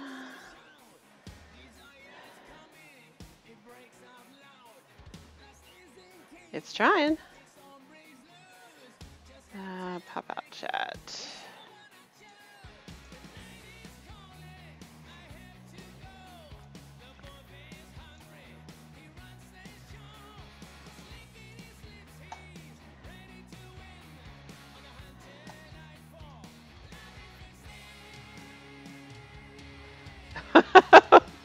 Wait, what?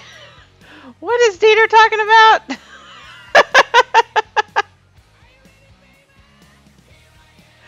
Are you saying that this is going to be horrible, Dieter? Damn, man.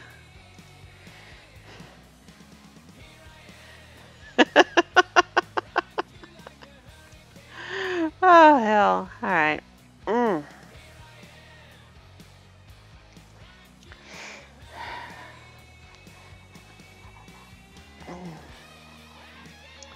All right, I'm here. I haven't gotten, I had to pull the chat up and grab a flavor while I was down there. All right. So,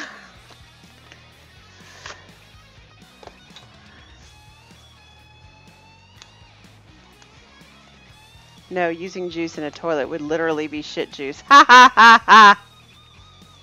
I'm not the same Jen as before. I swear I am. It's true. There's only one of me. Do you really think that David could handle more than one of me? All right. So, we got vanilla cupcake, pumpkin spice, which should be, here we go. Pumpkin spice, apple,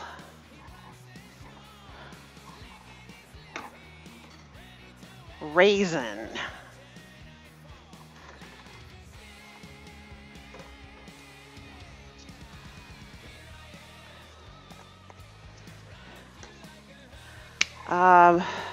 black walnut. That one is over here somewhere. There we go. Nope, that's butternut. Black walnut.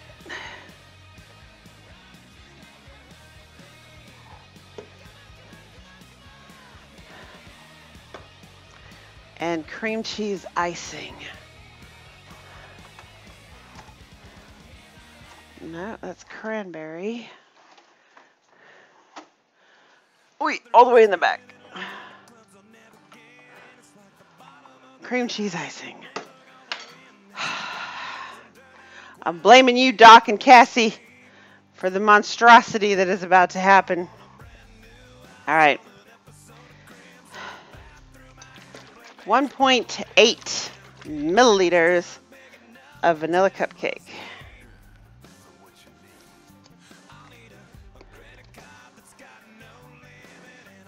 0.5 milliliters of pumpkin spice.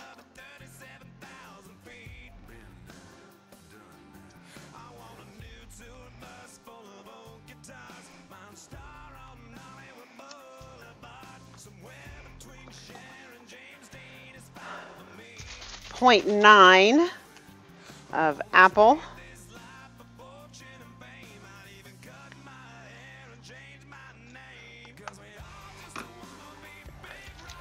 0.2 of raisin.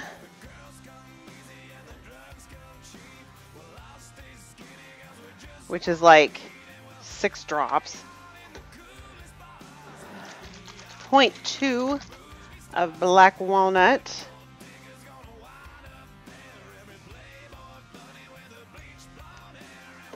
And lastly, 0.9 of cream cheese icing.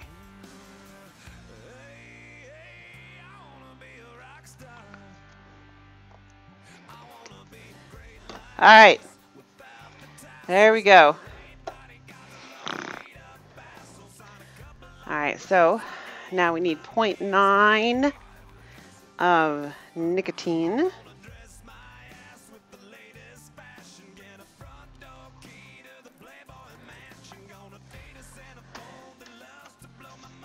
Two mils of PG.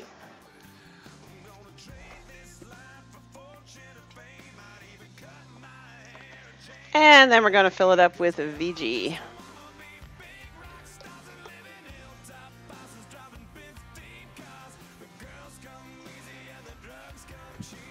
All right.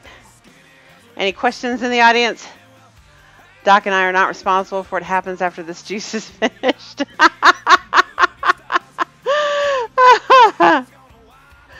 What's it? It's supposed to be a pumpkin muffin. I imagine too, this is not going to be a good flavor for tasting it right off the bat. It's going to need a steep.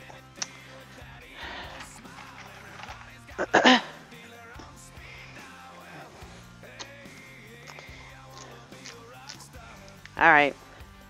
So shake it up. Make sure you don't see any ribbons. Make sure the color is nice and evenly distributed.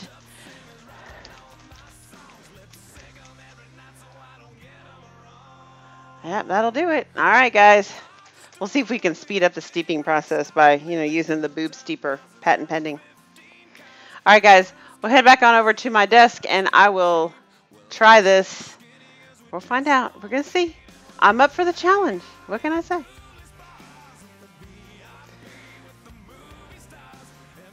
Why what?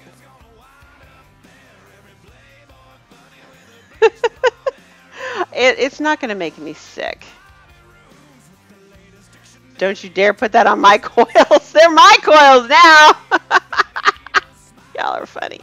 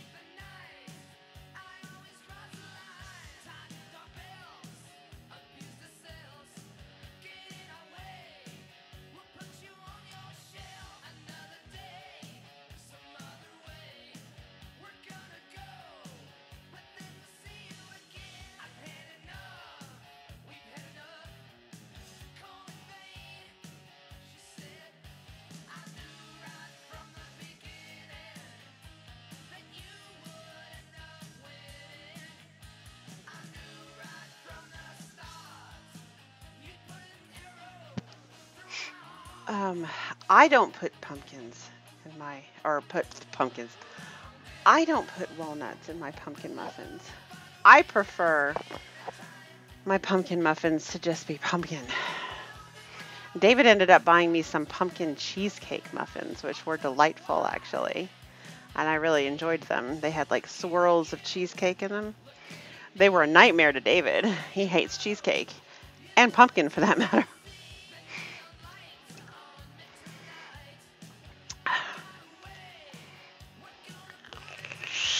I wouldn't put raisins in my pumpkin muffin either. Just FYI. I've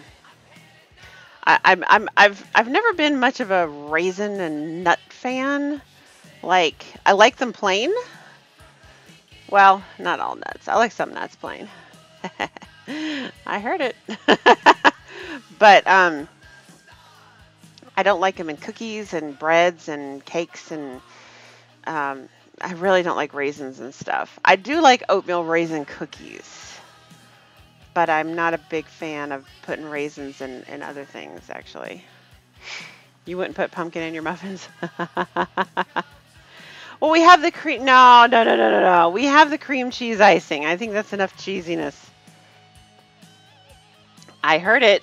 I heard it. I heard it.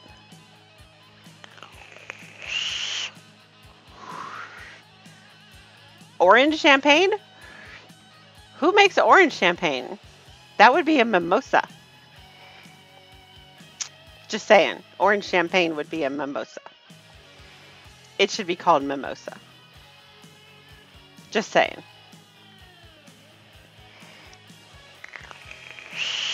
Now, I'm imagining that this is definitely going to be a night where I re-wick twice. I don't want to take this flavor home. But we shall see. I don't think it's going to be a bad flavor. I just don't think it's going to be a me flavor.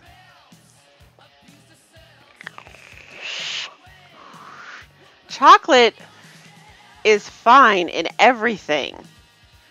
Okay, you could put chocolate chips in pretty much anything, particularly anything bakery-like, and make it better, all right? Chocolate chips do not fall in either the nut or raisin category. Chocolate chips are a food group all unto themselves. I made it just the other day. It's fantastic. Still toying with it. So I'm just saying, orange champagne. It's called a mimosa. Except pizza. Well, I've had dessert pizzas. I mean, it's not like real pizza. It's just like some sort of doughy bread with, like, you know, chocolate chips and probably some sort of icing and whatnot on it. But I've had dessert pizzas. They're awesome.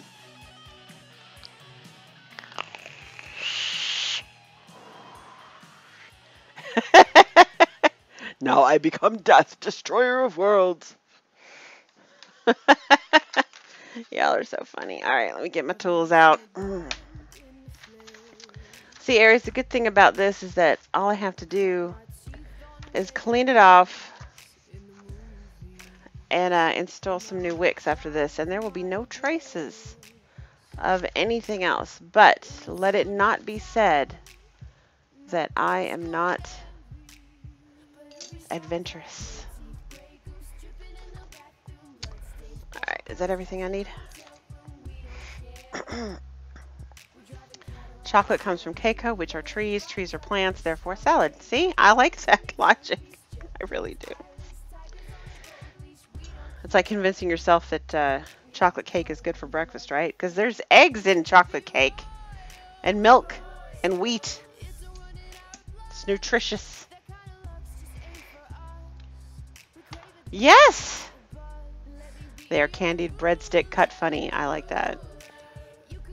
Do y'all have Cece's Pizza where you live? There's not that many of them around. There's a few still. Cece's Pizza is this all-you-can-eat pizza place, right? It's not great pizza. It's okay pizza. But what they do is it's all you can eat. They put out like 20 different pies, right? And you could just go down the line and just pick out what you want. They are, like I said, it's not great pizza, but it's okay. And you know, and well, it used to be like $4.99 or something to go if you don't cut the cake, and the whole thing you still only had one piece. Right? Dieter knows Cece's. I know he does. You have Pizza Hut. Yeah, we have Pizza Hut and Domino's. But Cece's is CICI''S pizza. And like I said, what they do is they just make all these different kinds of pizzas and they keep putting them out. And you just go up and you just take a slice and it's all you can eat. And like I said, it used to be like $4.99 or something stupid cheap. I think they've gone up. But it was a great place to go for cheap, all you can eat, you know, get filled up and not spend a lot of money. But they usually put out a couple of dessert ones. So they put out like a chocolate chip one and an apple one. For dessert pizzas. It was pretty tasty. Feed the entire Cece's is amazing. They feed the entire family for $7.25. Okay, so you guys know Cece's. I wasn't sure if Cece's was regional or national or even apparently it's not overseas. We have Domino's and Papa Never Cooked John's. Seriously, your house could burn down with some Papa John's inside it and it still wouldn't be cooked properly. We do have Nutella. And I could see they probably put Nutella on I bet you Cece's would put Nutella on a pizza. Because they do like a barbecue chicken pizza and they'll do like spinach pizzas and Hawaiian pizza. Yes, pineapple. What? Aries says, Jen, what? Aries Ram, concentrate, and CC's. I'm moving to USA. Oh, oh, oh, oh. I say spinach pizza at CC's for the win. See, look at that. Yardbird's been to CC's too.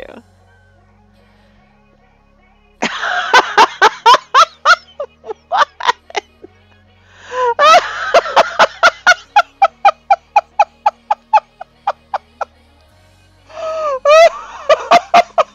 That poor bird.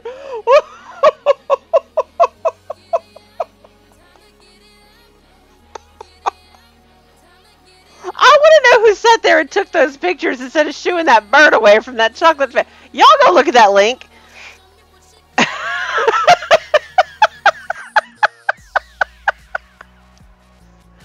It's like it's almost like he knows what he's doing. That's fantastic.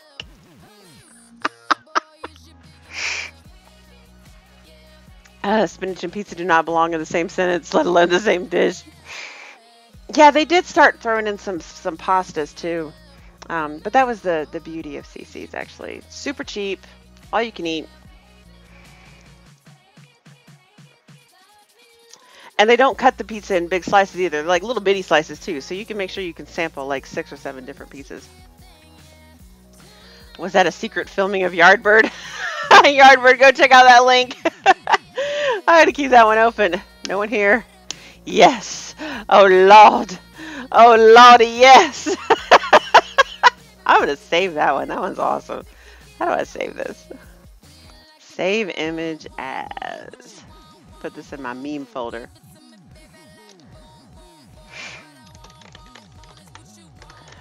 This might be next week's picture to advertise my show. That was awesome. Oh, that was great. I'm normally not a fan of spinach. It's really good on their pizza. There's no yes, no, I agree. Okay, let me preface that. Spinach does not belong on pizza unless you use a white sauce. I do like me a white pizza with some spinach. I've had white pizza with spinach and artichokes. It's pretty tasty. I like it.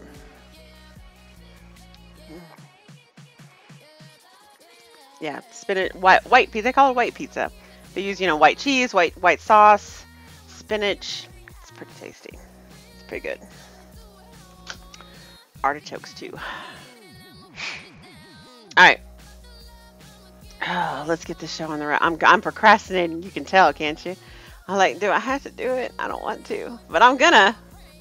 I don't want to, but I'm gonna. Hey, I'm with you, Dolores, too. Well, white pizza also is good with chicken. You put chicken on pizza, and it definitely goes good with a white sauce. I'm not a big fan of chicken on red sauce pizzas. A racist pizza. I had a cola barbecue sauce pizza recently. That's as adventurous as I go. I've had barbecue sauce on pizza with chicken, and that was pretty tasty. I did like that. Again, a CC's thing. I'm going to channel my inner Yardbird. Uh-oh.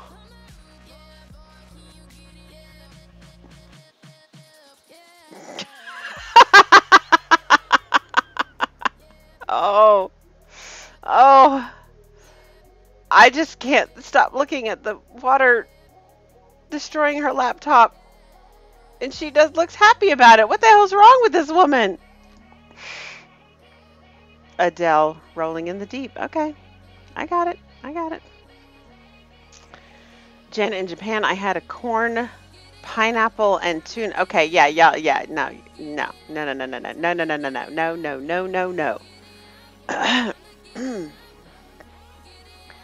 Corn, pineapple, and tuna. Was it raw tuna? It was in Japan. Was it raw tuna, or is it like tuna fish in a can tuna? I'm thinking raw tuna, like sushi tuna. Oh, Aries.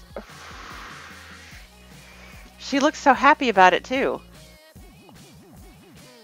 Pretty sure that was Adele in front of her. Dude, you're getting Adele. Remember that? Dude, you're getting Adele. Alright, we gotta do this.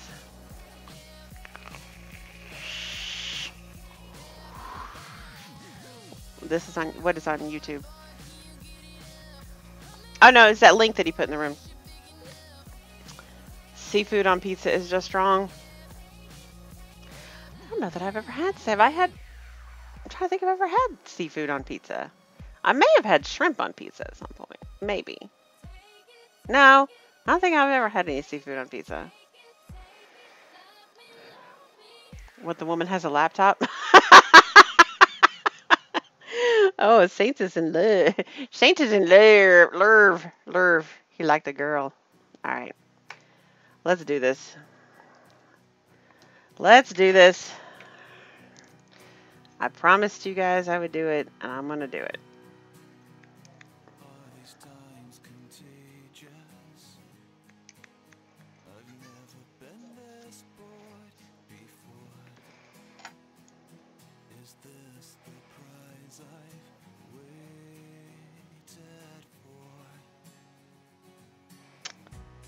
Okay.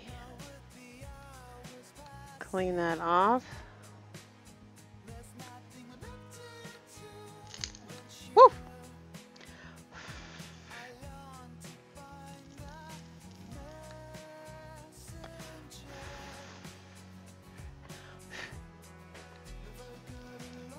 It's not quite clean yet. That stuff off the top.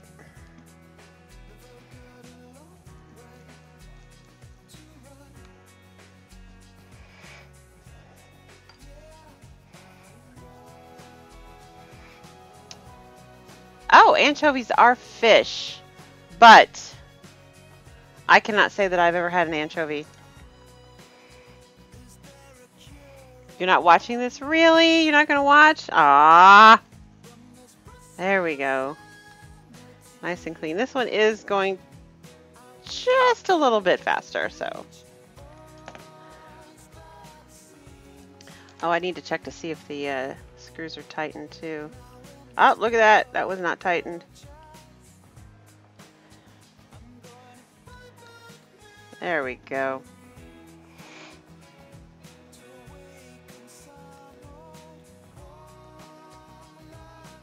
It wasn't the band picture, actually. Well, the one that I was laughing at was the bird in the chocolate fountain.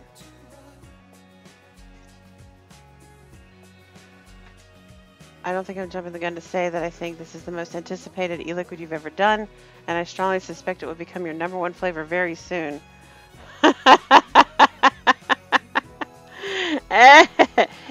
What'd you say? Oh man, this one is still being slow. Alright, Aries. Coach me, man. This one is being slow. Why is it being slow on me?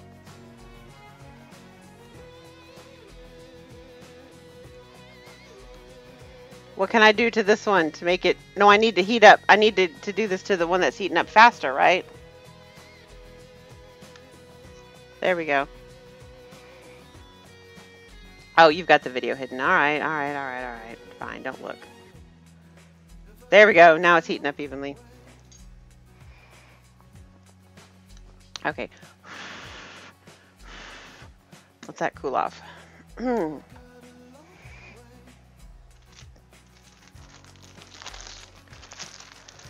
Put the rod in the fast one. I did. I got it backwards. My apologies. I was putting the rod in the slow one. Before you wick. Okay. I haven't wicked yet. I did put it in the fast one and it came out even. Let them cool and try to heat again to make sure they are even. Alright.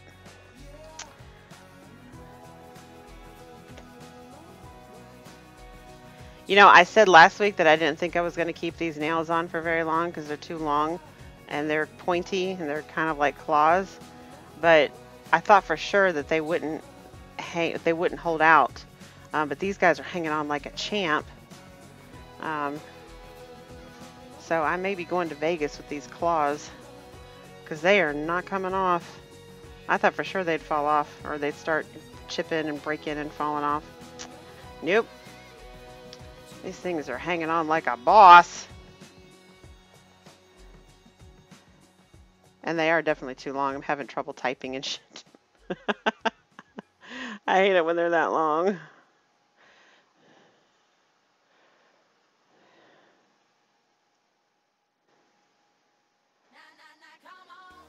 All right.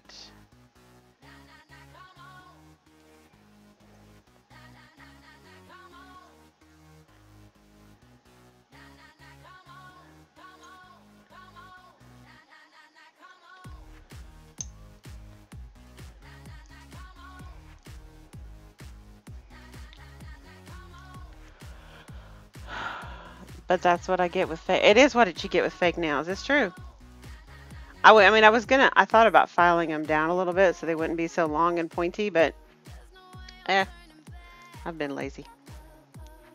I've had a lot going on, guys. I really have.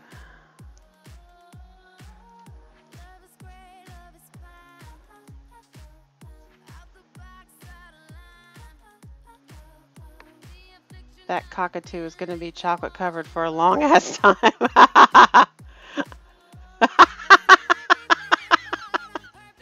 Yes, I'm sorry. I said it again. Look, I don't get to go on trips very often.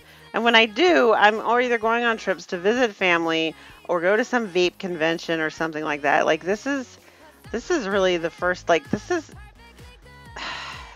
going to be the first time and I don't even know how long. I mean, David and I didn't get a honeymoon. We had one night at a hotel. It was a nice hotel, but that was it. We were going to have like a weekend, but his daughter caused some problems, and we didn't get a weekend. We didn't even get 24 hours actually. I was a little irritated about that. So I'm very, very excited. It's hard actually to type with these talons. It's very difficult. I have not been responding to people as quickly as I usually do. Because it's been difficult. Oh, I forgot. I'm supposed to recheck these. All right.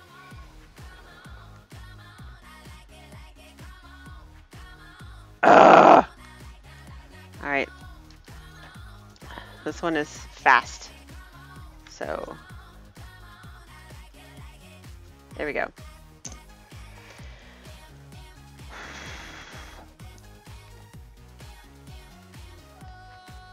If it's smaller, I don't worry, but I have to pay my first pair of your coils. I put in the recoil a little over a year ago and just now needs changing. Wow. Yeah, I mean, the length is too long for me, actually. I haven't, it's been very difficult. Like I said, I was going to file them down, but I've just been lazy. All right.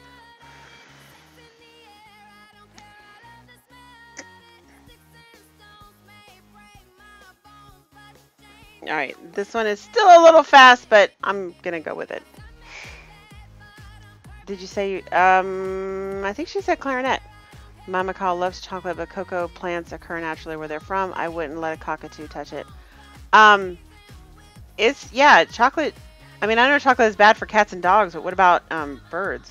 Like, is it? I guess you said for the macaw, it's something that they eat in the wild naturally, but yeah, I hope that whoever was taking those pictures rescued that poor bird a lot sooner. No, they should. Scuba was trying to melt his coils, not clean them. Very good for eye gouging. Yeah. Oh, you have a picture of a flute? What do you have going on? All right. Blow hard, finger fast with a flute. Nice. That's cute. Raw Keiko. That's not the stuff we call chocolate. Yeah, I wouldn't want to. I think that picture was hilarious, but yeah, I have a little issue with the whole bird, animal chocolate thing. That's not working for me at all. This might be too thick. It's falling apart on me.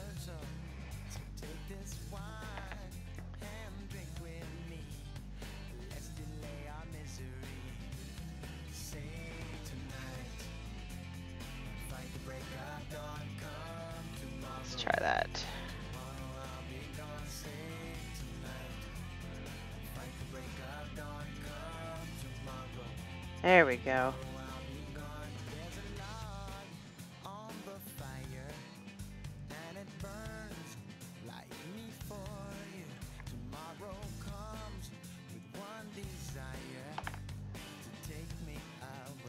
It's true. Forget, did the chocolate poison it, and think, did it fucking drown in chocolate? I know, right, Doc? Depends on the bird. If it's in their natural environment, it won't hurt them, but only very dark chocolate with almost zero additions. Yeah, I think it's just a better idea to keep chocolate away from your animals, period.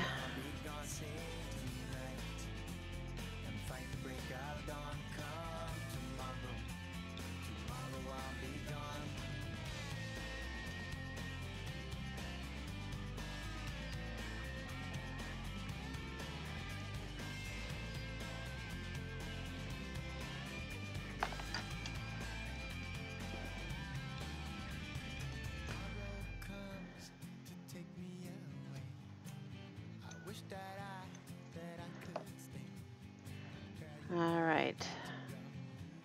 Always fluff up your ends, guys, because your scissors will compress your cotton down. You want to make sure that your cotton is wicking properly.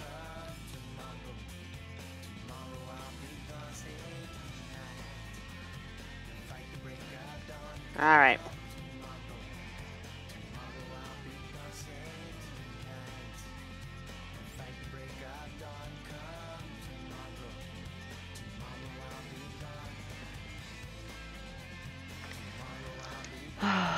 You want a GSFA build, Matt? Actually, you know who did this? Bucky down in Columbus, Georgia. Bucky's Vape Shop. He had these made. But he only had about 10 or 15 of them made. And he asked, select people if they wanted them. And I told him what I'd be using it for and how it would be on the screen every week.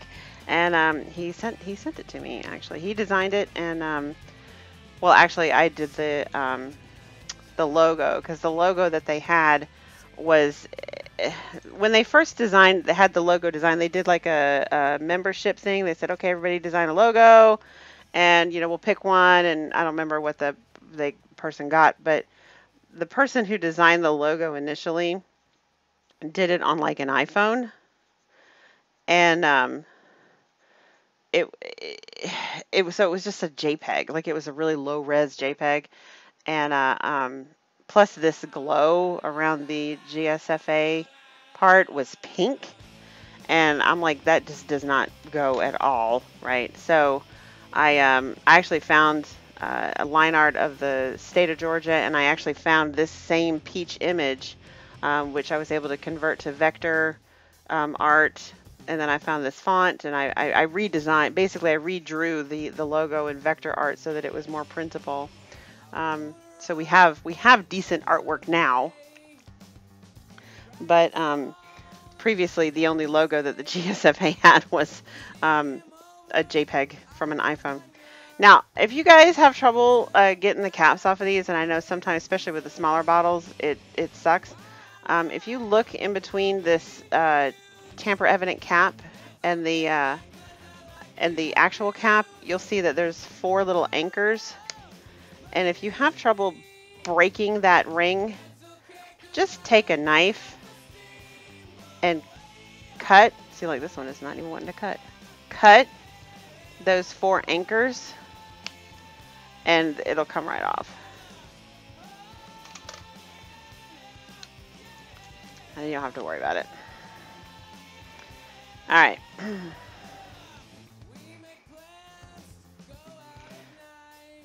Let's take a taste.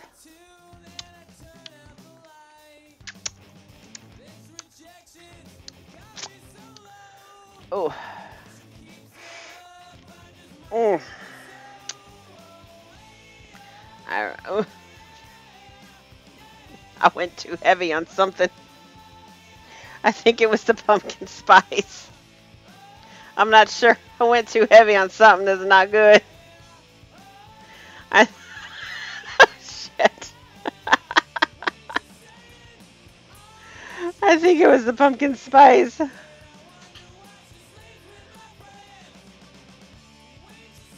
We'll see how it vapes.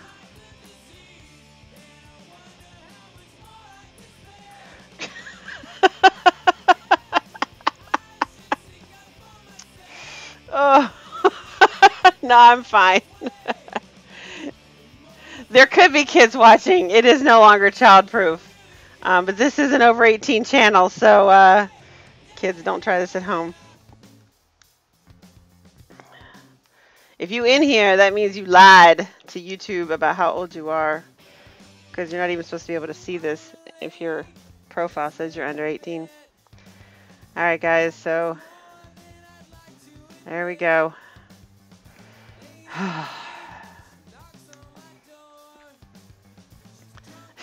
Stop. Stop it, Aries. It is determined. I'm determined. I use too much of something. I'm thinking it's the pumpkin spice. Okay.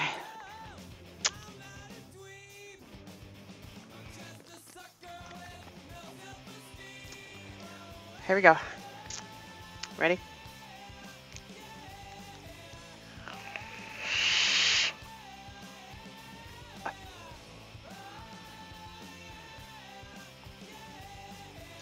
It's not good. Oh, wait. Why? Oh, you just waving hi? I was going to say, are you leaving me here? What the hell?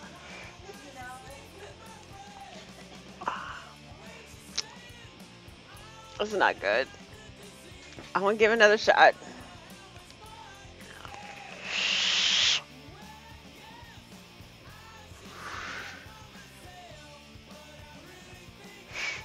I don't know what I'd use too much of. It's either the pumpkin spice, the black walnut, or the raisins. Because it's just obliterating the shit out of everything else. Maybe it was all three of them.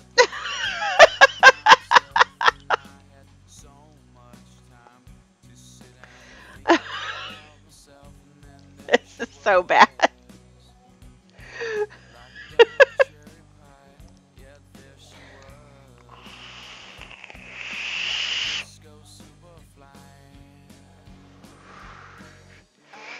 I taste no cupcake.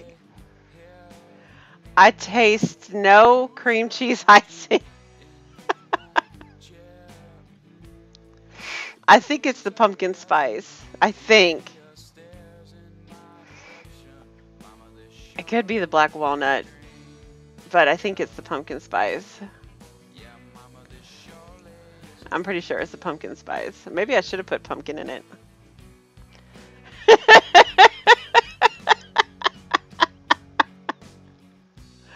Oh, when is it being released? Yeah, no.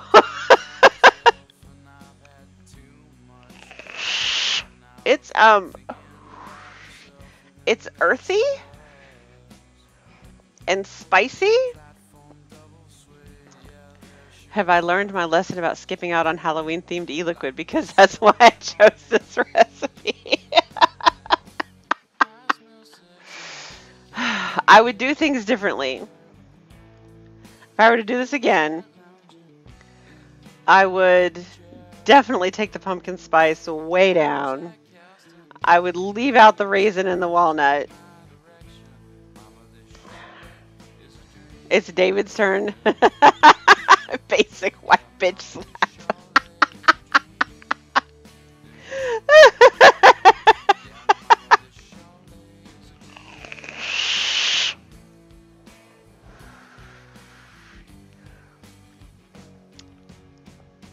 It's not good.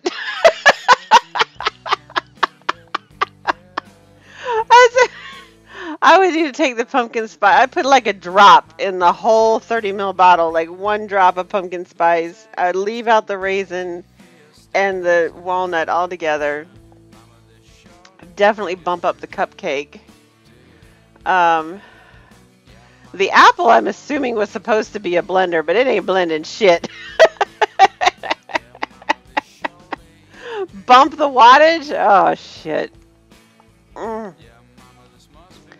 Alright. Yeah, killing me. So a redo is in order. Oh, it's already 9:20.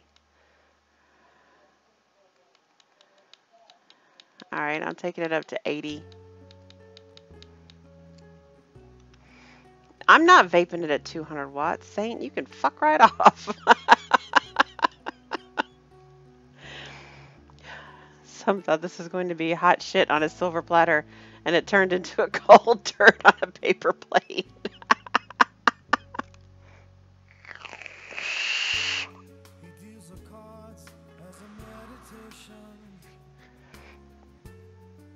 It's very earthy.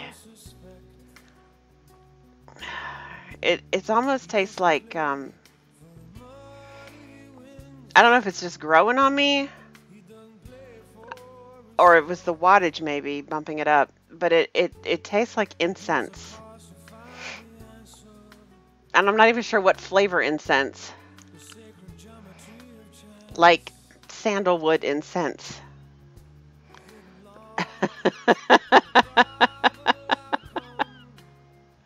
Something is growing on me, right?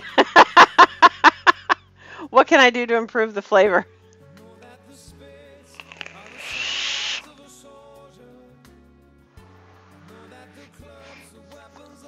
Yeah, that's it. It tastes like sandalwood incense smells.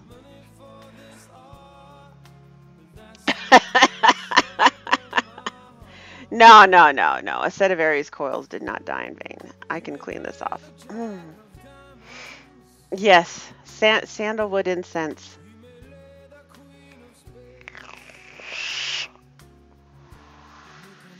Do a proper Halloween on next year. I did like a gingerbread eggnog or something. I don't remember what I did for Halloween. Yeah. I'm not going to keep vaping this, guys. It's bad.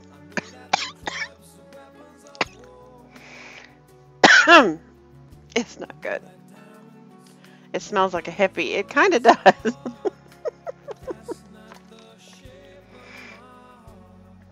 Oh. Patchouli on a hippie that hasn't bathed. It doesn't taste like patchouli. You know what did taste like patchouli? It did definitely taste more like sandalwood. I got a pickle, dill pickle flavor in, because I love pickles, and I thought it might be fun to vape a pickle juice. I was wrong. I was wrong. That was a bad idea. It smells like pickle, and I thought, great, this will taste like pickle.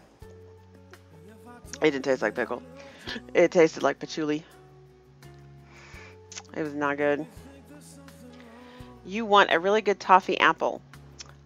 I have that. I have that. I actually have more than one. There's one I did a long time ago, but I also did one. RS had made one when he was here. He called it Roger's Tapple, and it is a toffee apple. I'm changing out these wigs. I'm not doing this. Is this worse than the maple bacon pancakes? I don't remember. I remember the maple bacon pancakes were awful.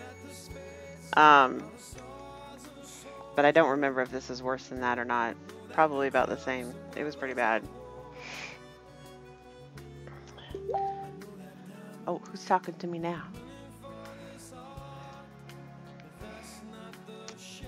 Oh. Oh, no, no, no, no, no, no. I knew he was going to send me this at some point. Okay, y'all. Where do y'all stand on this whole baby it's cold outside thing? I know this has got to be a hot topic. I mean, apparently this is a really hot topic because people will just not let it go. They will not let it go to the point that I have gotten that stupid ass song stuck in my head. I have never liked the song.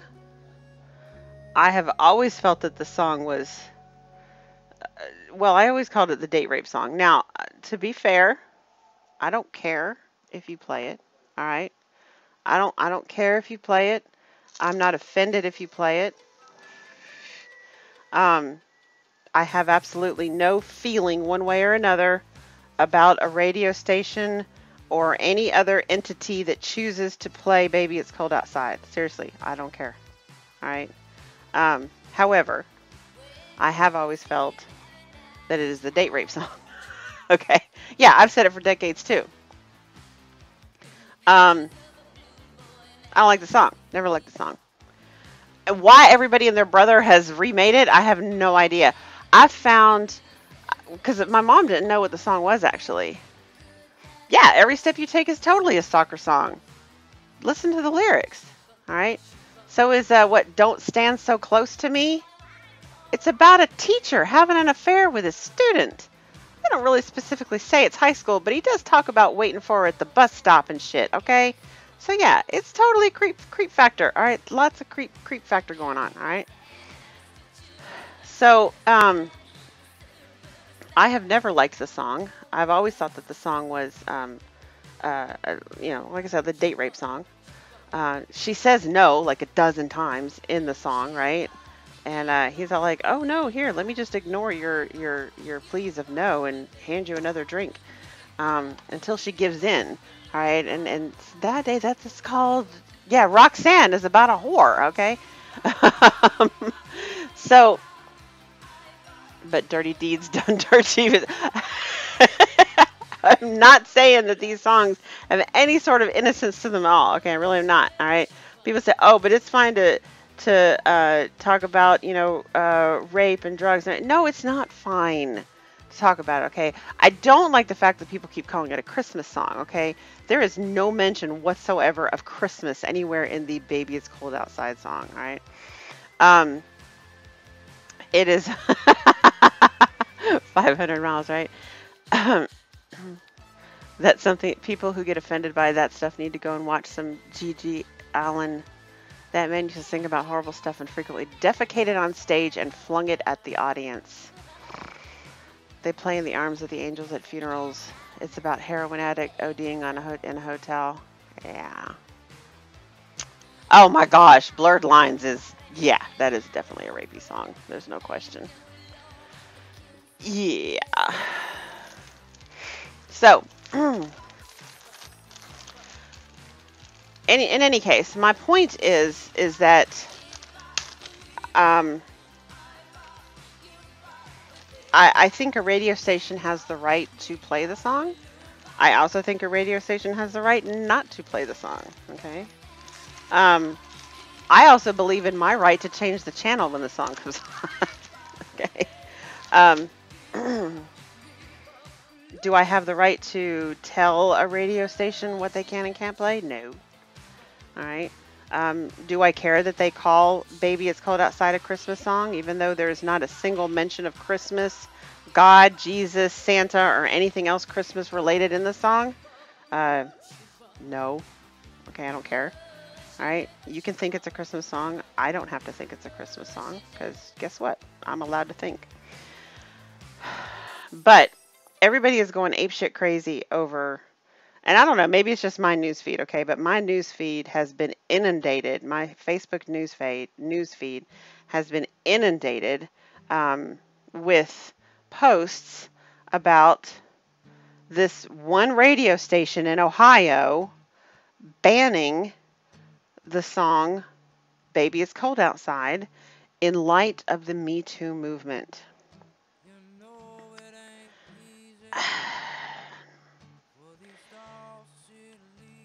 My biggest problem with this whole thing is that people won't let it go. Just let it go. And it comes up so often that I keep getting the damn song stuck in my head. I was actually whistling it earlier today, and David's like, "Are you whistling what I think you're whistling?" I'm like, "Fuck yeah, I am." So, oh, good night, Yardbird. My MDGP niece is going to call. Just texted. Be back later. Okay. So, shall we say that the pumpkin spice e-liquid should be piffed to someone? You know, I would not do this to anybody. I'm making new wicks here, by the way. So, in any case, my point is that my mom had never heard it before, or she had heard it, but she didn't remember what it was about or remember the song. So I played it for her. I played the original, and I'll say the original. You can find the original on YouTube. It's actually the song is done twice. Once with it's with a woman and Ricardo Montalban. You remember, Khan from Star Trek and Mr. Rourke from Fantasy Island. He's the guy in the first part of it. He's trying to get the girl to stay, and then the second part of it is I don't know who the woman is, but it's Red Skelton, and the woman is singing to him, actually trying to get him to stay. And really, the whole thing. It's uncomfortable to watch. She keeps walking away from him. She keeps trying to leave. He keeps taking her coat off. She tries to put her hat on and he takes her hat off. It's very uncomfortable to watch.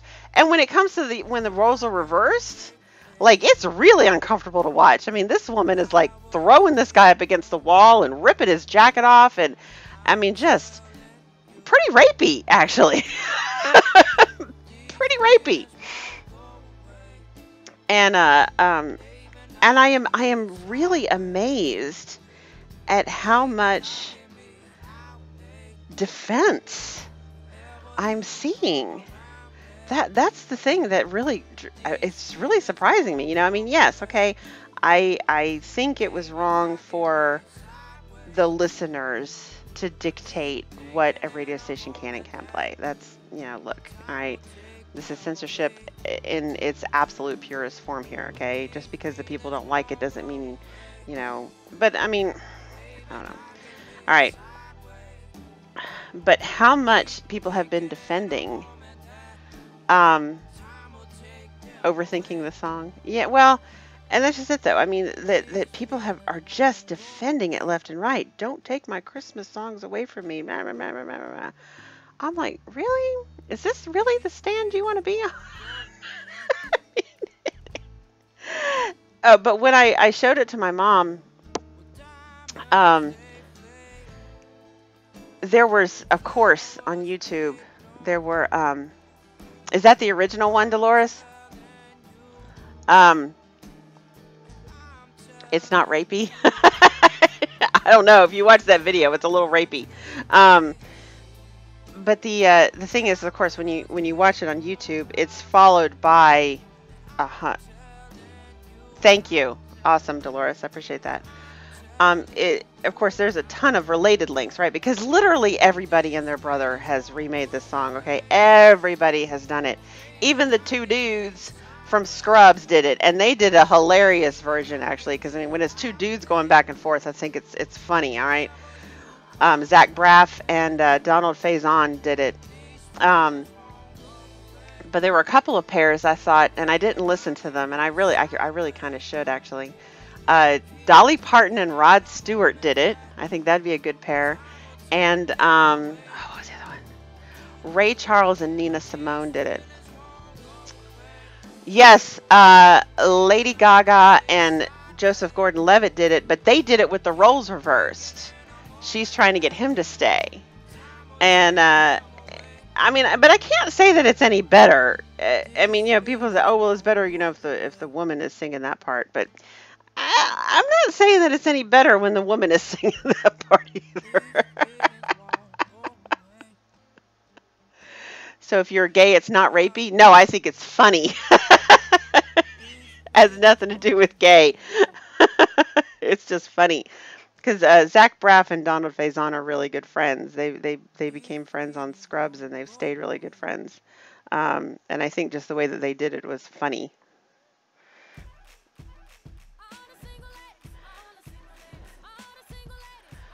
Ray Charles was a playboy, though.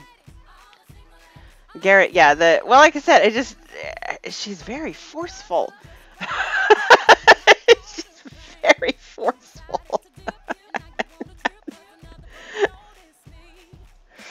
Trying to get him to stay and shit. It's just, like I said, it's a little rapey.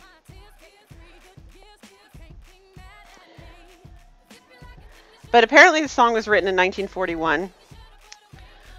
When people, I don't know, it was a different time. Again, it was like the 8-year-old going to the movies by themselves. Okay, it was a different time. I get it. I just don't like the song. Thank you, Dolores. I've almost finished re-wicking here, guys. Okay, so But yeah, the whole "baby it's cold outside" thing, I think people have gotten way over passionate about something that, I mean, like, really, wow, I don't care that much, all right? I don't like the song, so the fact that they want to take it off the air, no sweat off my back, because I have never liked the song, ever. But I just don't understand why people are so defensive of it. It just,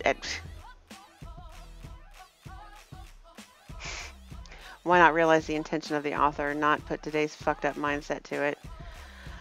Um, and and I get that, like, some people said, oh, well, it's just that, people say, what's in this drink? They said it because, back then it was taboo to stay the night at somebody's house. And so people just use that as an excuse, blah, blah, blah, blah, blah. Like I said, I'm not offended. All right. I understand that it is anybody's right to play the damn song. It is also my right to change the channel. So, but man, people have been going crazy over it. I mean, really? Do you? Hi, Panzer.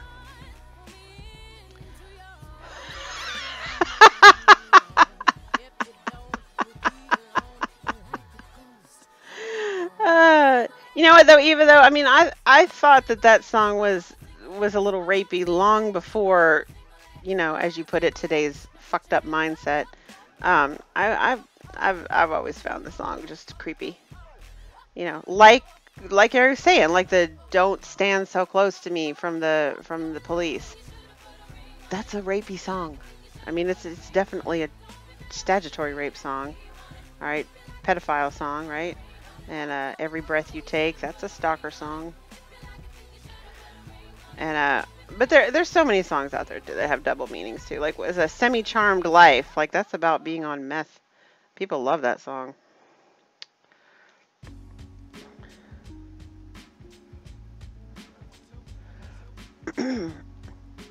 If people don't protest something like this and just let the book burning happen, it only gets worse from there.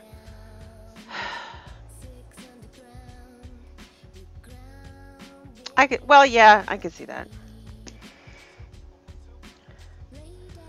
I mean, I'm not, like I said, I'm in a very weird position here, okay? I think the radios have every right to play it. I don't think the listeners had any right to tell them not to. But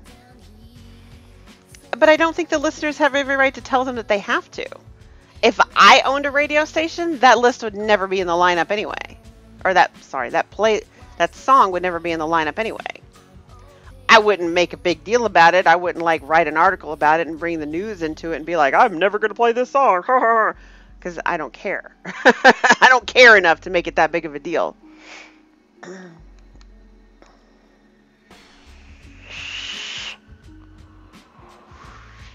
So much better. Oh, that's up at 80 watts too. Let's take that back down to 65, shall we? Pretty soon the only color will be gray and all humans will be androgynous. Pretty soon? Is that not already happening?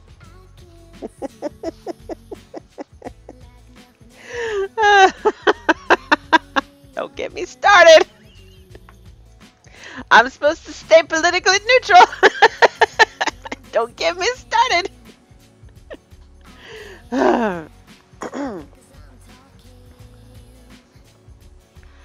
Have I ever messed with TFA gingerbread? Yes, I have. It is very strong. Tread lightly. Very lightly. Like way lighter than I should have gone with this pumpkin spice lightly. It's a very strong flavor.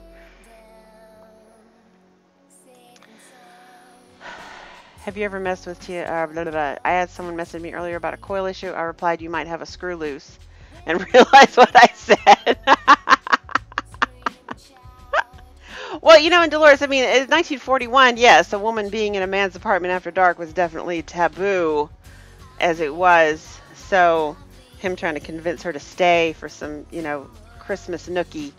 We don't even know it was Christmas. All we know is that it was snowing outside. That's all we know. It could have been January.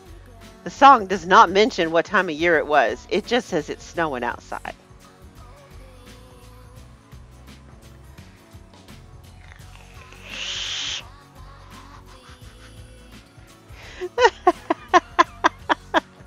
The Barney song. Oh, shit.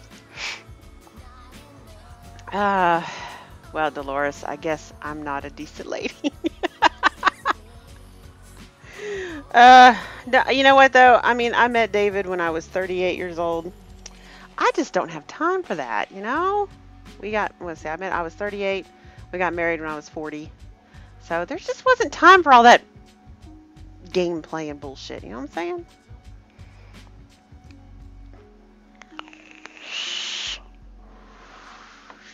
All right, guys. Let's give away some coupon codes, shall we? Now, just in case you haven't figured it out yet, TGI Jen will not be on next week. I'm pretty sure Trench's Funny Farm will, though. We will be getting back on Saturday and Saturday evening. So I haven't asked David yet whether or not we're doing Trench's Funny Farm next Sunday. But TGI Jen will not be on. Did you hear that academics recommended we ban the phrases killing two birds with one stone and bringing home the bacon? Yeah, I did. And they can just fuck right off, too.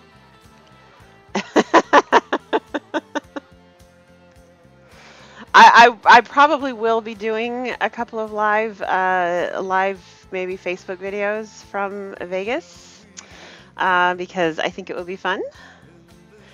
But I will not be partying in Vegas on Saturday night. I will be on a plane coming from the West Coast back to Atlanta, back to the East Coast. It is a 4.5-hour flight. So almost 5 hours, actually. Well, it's like 5 hours going out and 4 hours coming back. So I guess you get a tailwind when you're going eastbound. But yes, there will be no TGI Jen next week. And I'm not sure if there will be a... I didn't say I was going to do it from our hotel room, okay? We do have some decency. But yes, I have to ask David. Actually, you know what? Let me just ask him real quick.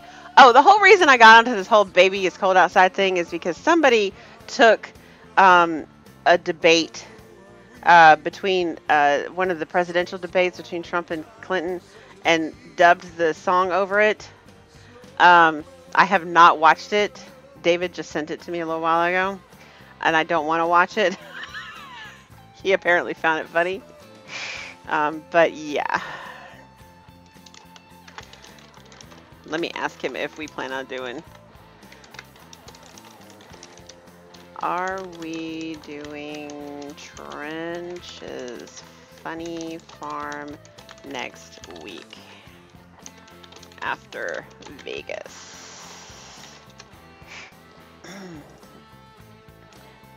Yeah, no, I don't even want to watch that. Boost up on vitamin C before you go. I got sick from the plane on the way home. To bring my lucky bottle. That was a basic white bitch slap. That's what I need to rename this. Basic white bitch slap. So is Trump. Dieter. It's Trump and Clinton, not Obama. Obama wasn't in there, dude. Are you changing time zones? Otherwise, the flight time makes 0 sense. Yes, I'm changing time zones, but that's not. It's like 4.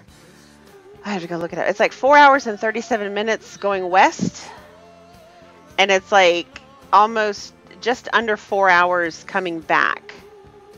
So I guess you get a tailwind when you're going eastbound.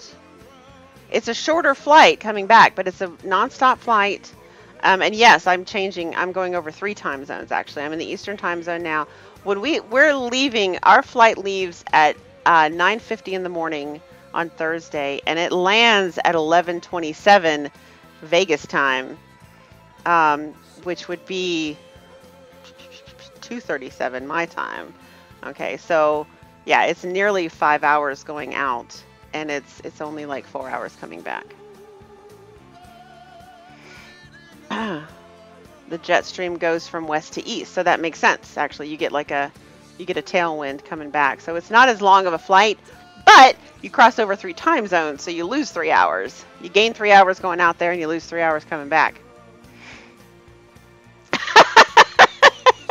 No, not at all. Not going anywhere. All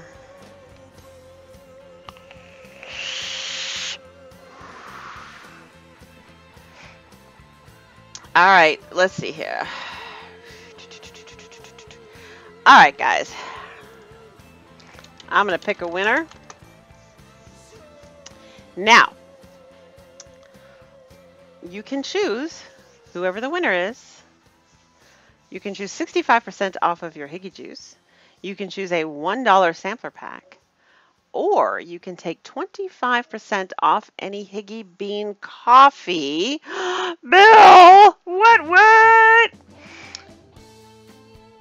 And just saying, I estimate that this week,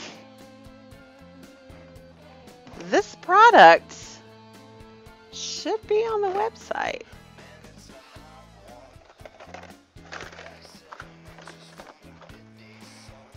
Yeah, he did put a huge concentrate order in. Pip, to anyone who wants it, I can't use the code right now. Bill is pipping to the first person who says, I want it. All you gotta do is say, I want it, and Bill will give you the code. Anybody?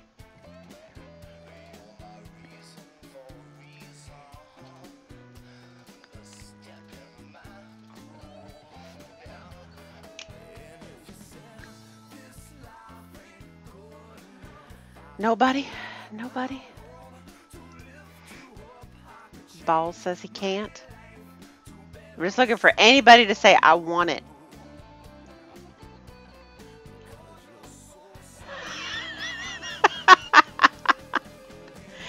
Doc, do you want it? If you want the code, I will put this bottle of e-liquid in with it. Actually, you know what? You have one from last week. If you want this, I will send it to you.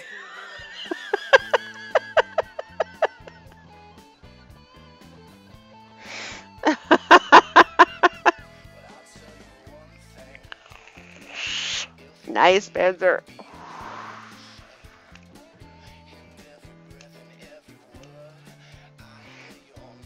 As punishment, he doesn't have to vape it, but I will send it to you.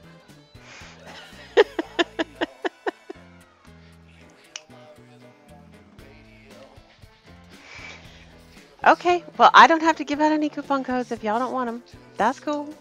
I appreciate you spreading the love around. You'll take that muffin off my hands for sure. Well, all right. So Doc wants the code. You want a code? Well, you said you have one from last week. You know what? If you put a note on your order, if you haven't used your code yet, if you put a note on the order that you want this, I will send this to you. I have no problem doing that.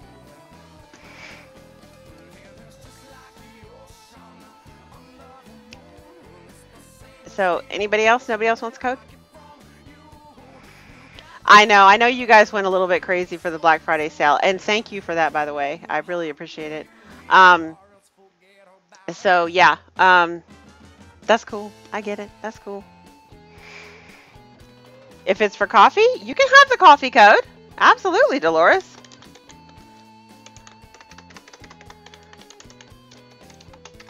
There you go. He has not dropped those off. So when you place the order, leave a note on it. He said he was going to drop those off. He told me last night, because I was in the call with Bunny and Gail and Vape and Brew. I was in a call with them, and when Scuba Show went off the air, Aries and Scuba called in. So he showed me, he had a big bag of them, and he said he was going to drop some off. He did not do that yesterday or today, but he said he's going to drop them off next week. So just leave a, yeah, Bill, I can't do that. I mean, I can do it every once in a while, but I just don't have the profit margins built into the concentrates to allow for too many sales on that. In any case, I found out that you can actually conference two calls together. Yeah. Anyway, okay, so Dolores, I'm going to put a link in the room. You know the drill. Go fill out that Google form. Your coupon code will be emailed to you. And like I said, keep a lookout for an announcement if you're the Keurig type. If you're not, obviously we still have the... Oh, and I got clear labels too. David took an awesome picture, actually. Let me go find it. Because I was putting white labels on the bags, but he took a great picture of the new labels. I got clear labels. Let me see if I can find it so I can show you guys. And he took it over the over our little K-cup holder. There it is. And the clear labels came out better looking than I thought they would. I was really excited about that. I've been wanting to pick these up for a while.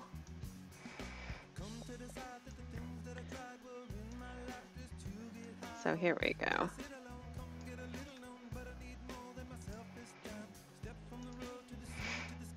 There you go. So you see up here, it's a clear label that I put on the craft bag, and I thought they looked really, really nice. Plus we have the K-cups, of course. So exciting new things happening over at Higgy Six. Very, very fun.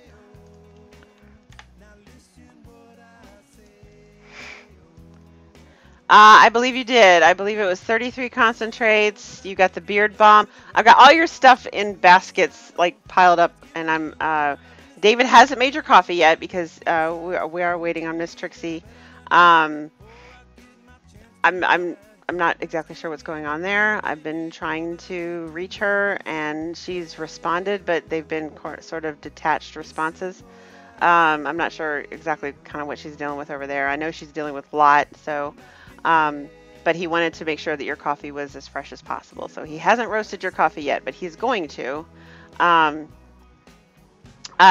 they are not on tonight. I did see that they were not casting tonight. So, oh, is Big Daddy Vapes on? Okay, well, cool. At least somebody's on. All right, so I am going to go ahead and get out of here, guys. Thank you so much for hanging out. I'm sorry the pumpkin muffin did not turn out the way it was supposed to. I was a little overzealous with those flavors because they just obliterated the cupcake and the cream cheese icing. All right. So if you guys still want some entertainment, apparently Big Daddy Vapes is casting. I will put the link in the room for you guys. For you guys to go over there. And I'll keep it safe here, right here for you. Just remind me to send it out. All right, guys. You have a great evening. Thank you so much. I will see you guys. Well, I'll see you over on VUKN on Tuesday. But after that, you might have to look for me on Facebook. Facebook Live. All right. Good night, everybody. Thank you so much. I'm so excited. Woo!